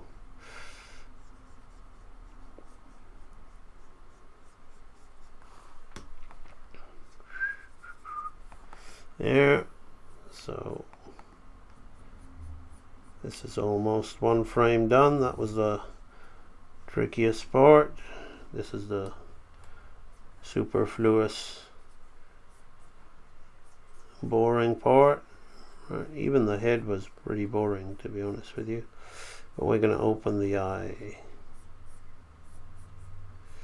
You'd still need more in-betweens to slow in, to settle after the blink, but we're just going to do what we're doing. Right. It's okay. It's alright for the purposes of the live stream. We're creating good work. Right. So in 4 hours we've given you some Studio Ghibli grade animation, right? Now those of you who think animation is the painting and the shading and the coloring, I'm not even going to bother trying to convince you of what I've just said, but those of you who know that animation is simply the drawing and movement of the character, yep. We have done some Studio Ghibli grade animation. Alright, so we are going to do one more frame after this. But you can see the little blink there adds a lot personality to the character there, right? So now we're just going to do one more frame. Pum, pum, pum. Well, they have figured AI will figure out how AI is. CGI is AI. You think the animator does all the wind dynamics and all the stuff, all the follow through and overlap? You think the animator does all of the various hairs on the... I remember when Shrek came out, all the critics were saying it's the most advanced animation because they don't view animation as an art form, they view it as a technicality, right? And they were talking about how it was the best animation because the donkey in Shrek had however many million hair follicles and hair particles on it, and they all moved. What's that if that's not AI? People have been dabbling with AI that's why I created the Real Animator Training brand. I mean, let's not delude ourselves. This brush tool I'm using here right now is AI.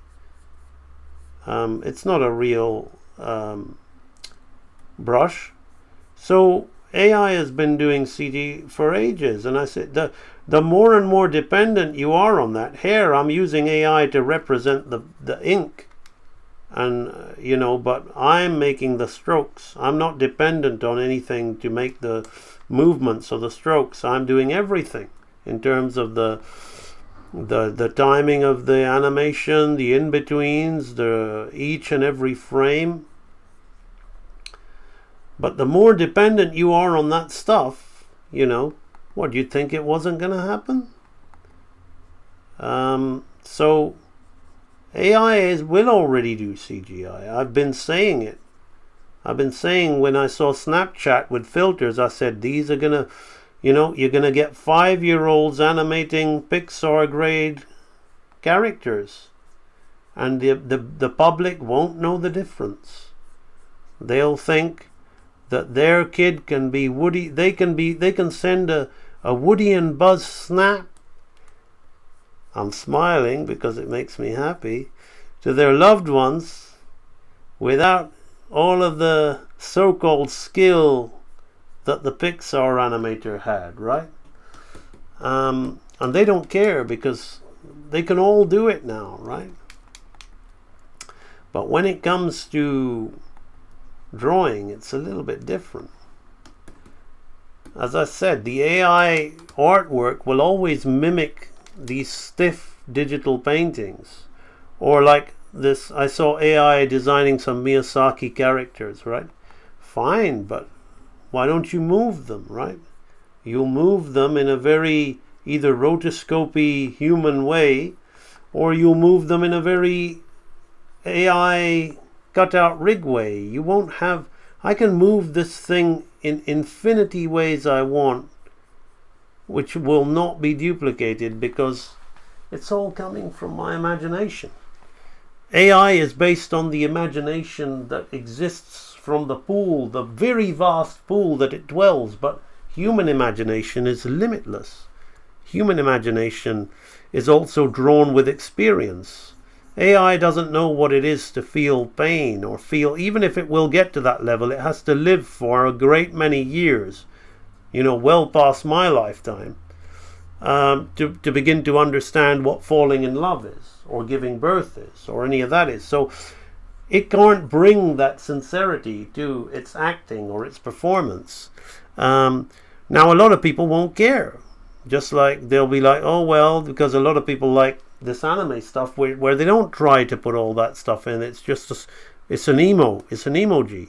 But then there are those who do care, because they're always human, will always want to be a human, and human will always want to take pride in, look, I drew that, look, I did that. But if the thing you're primarily doing is based on the computer and not your drawings, or where 90% of the effort was you and not the computer did the lighting, the rendering, the texturing, the in-betweening. I mean, that's what the CGI man just puts it all in the keyframes and whatever. All of the things that people like looking at. If they saw the raw CG animation that he did, and he cleaned his spline curves and he moved the curve editor and all that, and they saw the raw, they wouldn't watch a movie that looked like that.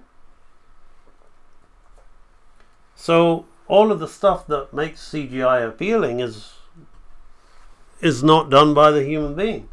Whereas I got people watching this stream right now. I'm just making drawings. I've just been doing drawings. I just drew a character shrugging its shoulders, laughing, and looking at the screen. Right? There we go. And that's the pleasure of it. Sorry, I forgot to tell you I was doing my homework for screenwriting. I'll try to be more reliable. Okay, awesome. In the standard walk cycle lesson, you talk about the hip tilting and shifting from the center line down. I believe Mr. Williams also mentioned this a bit, but he mentions the way men and women walk.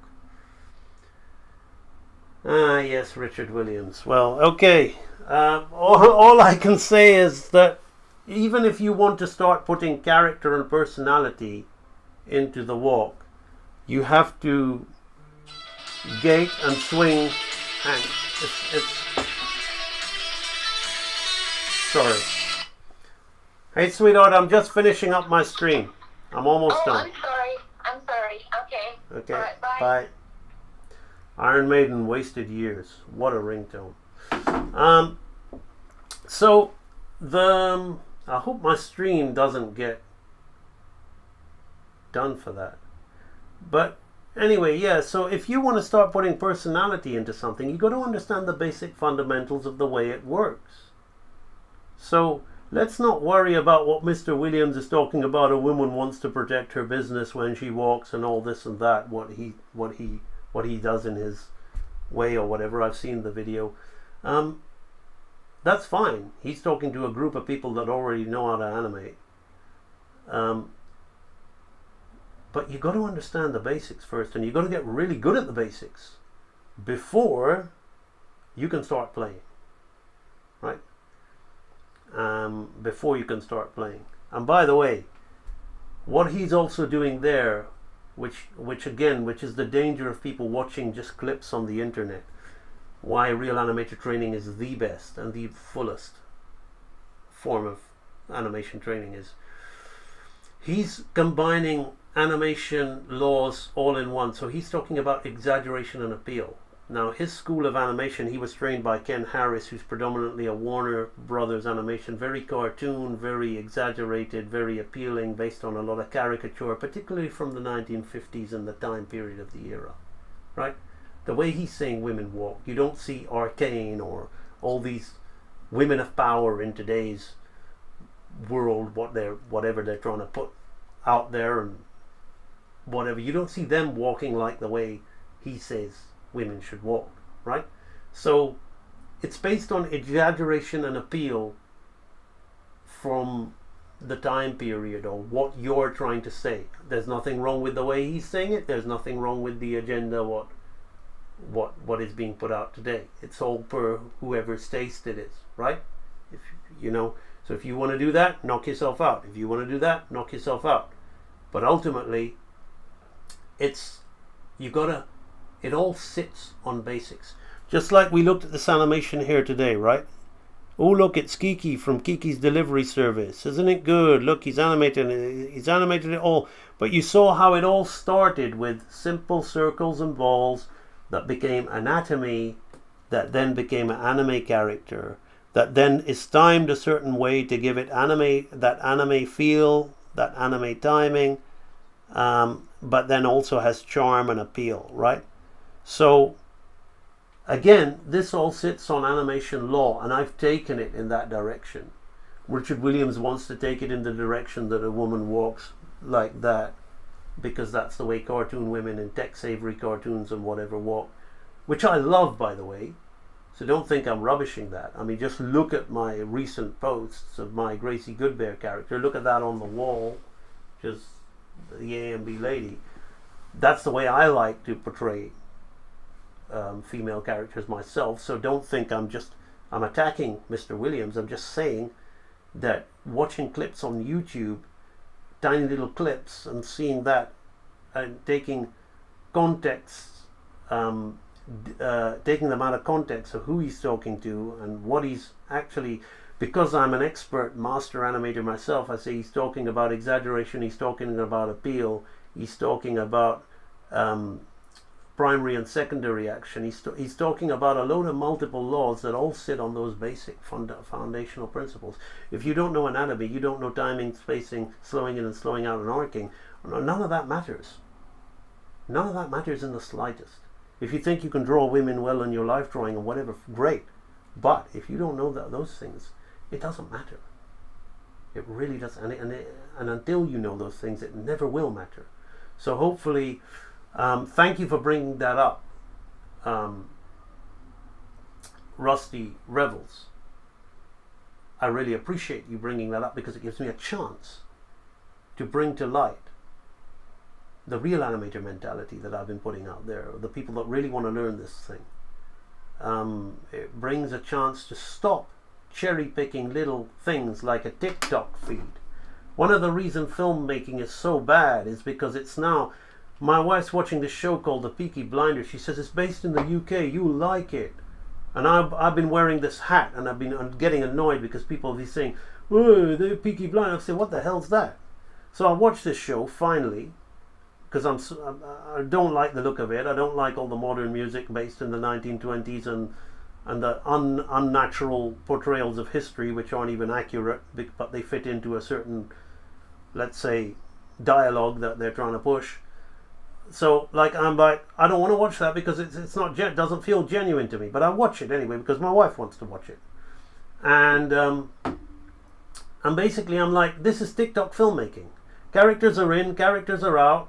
this has happened, that's happened. They've all done a 180 because everybody just wants to quickly scroll to the, get on with that and get to. There's no real development in those parts anymore because the mentality has changed.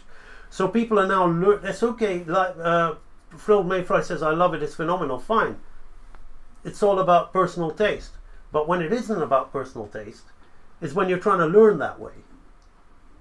Is when you're trying to just watch little clips of like, oh, he said this is how women should walk and that's how this should be and this is about that, and you don't really understand the context of really knowing the craft and really understanding how to do it. One can never get good. One can be at best mediocre in the eyes of other mediocre people who don't know any better, learning that way. One can never get good that way. Never.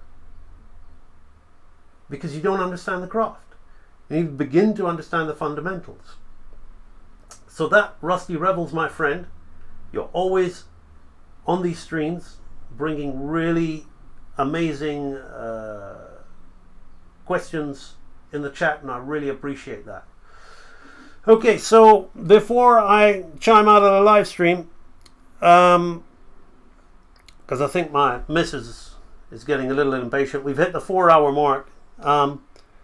We've done a Kiki delivery service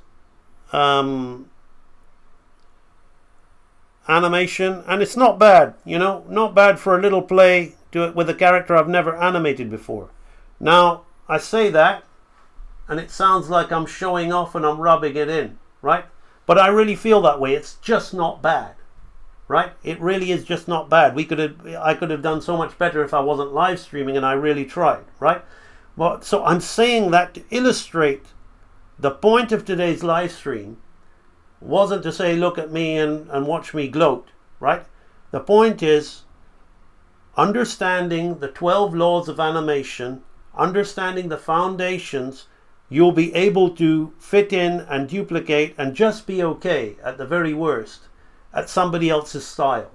So I get asked questions all the time about how anime style. Sir, you do Disney. Do you also do anime? Can you show me how to do anime?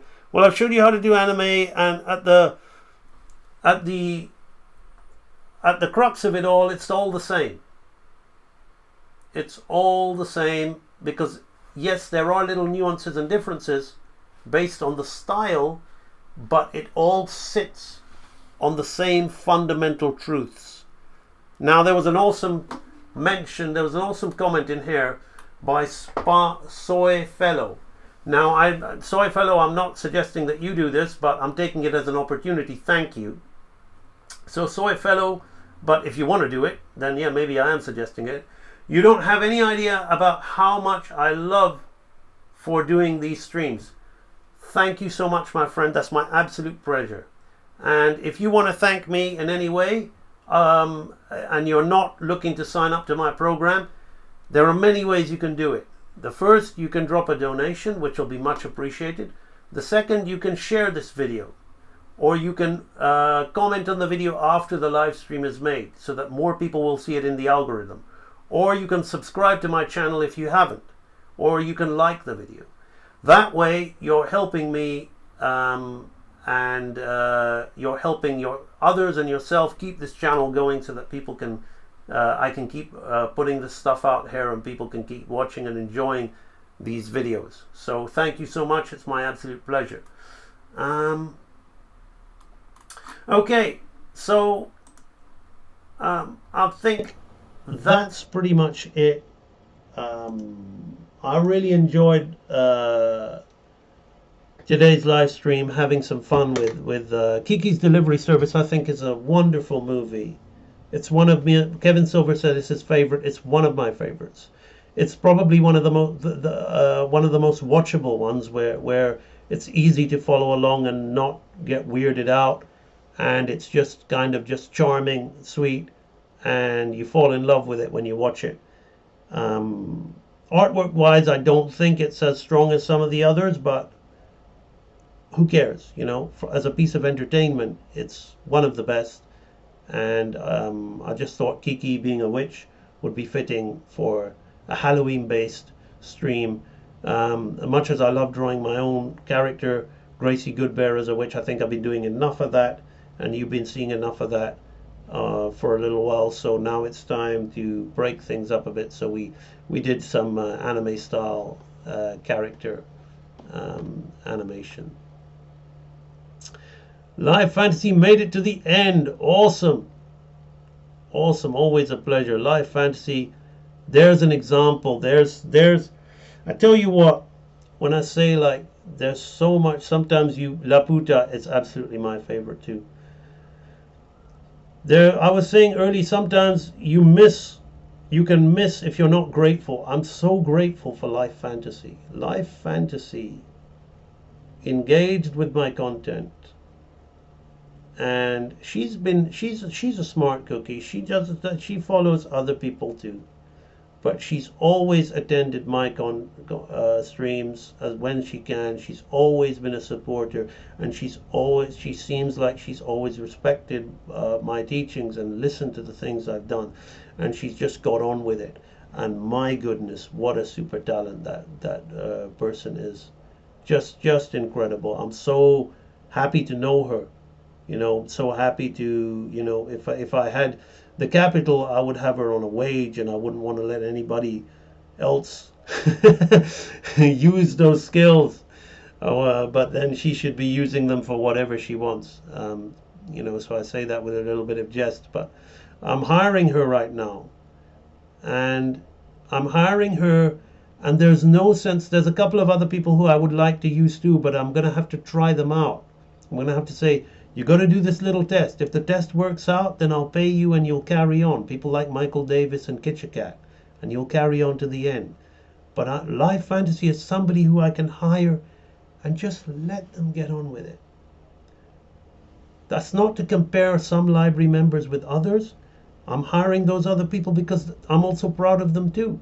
But people are at different stages in their development, and all of the people, Michael Davis, Live Fantasy, many others who could be there too, but there's just not enough frames to go around.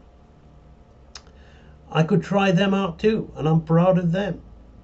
And now that's what I'm saying, the appreciation that I'm at of what the life I'm living and what's going on in my life, but also whose lives have been transformed by sharing, by interacting with the things that I've shared with them, and how they're enriching my life and I've enriched theirs life, and it's all like a circle. And if I was just thinking about how many people have liked this video, how many views have I got, how many people have subscribed to the library this week as opposed to last week, how many people came this month, did I do better this year than last year, and I didn't look at all these things,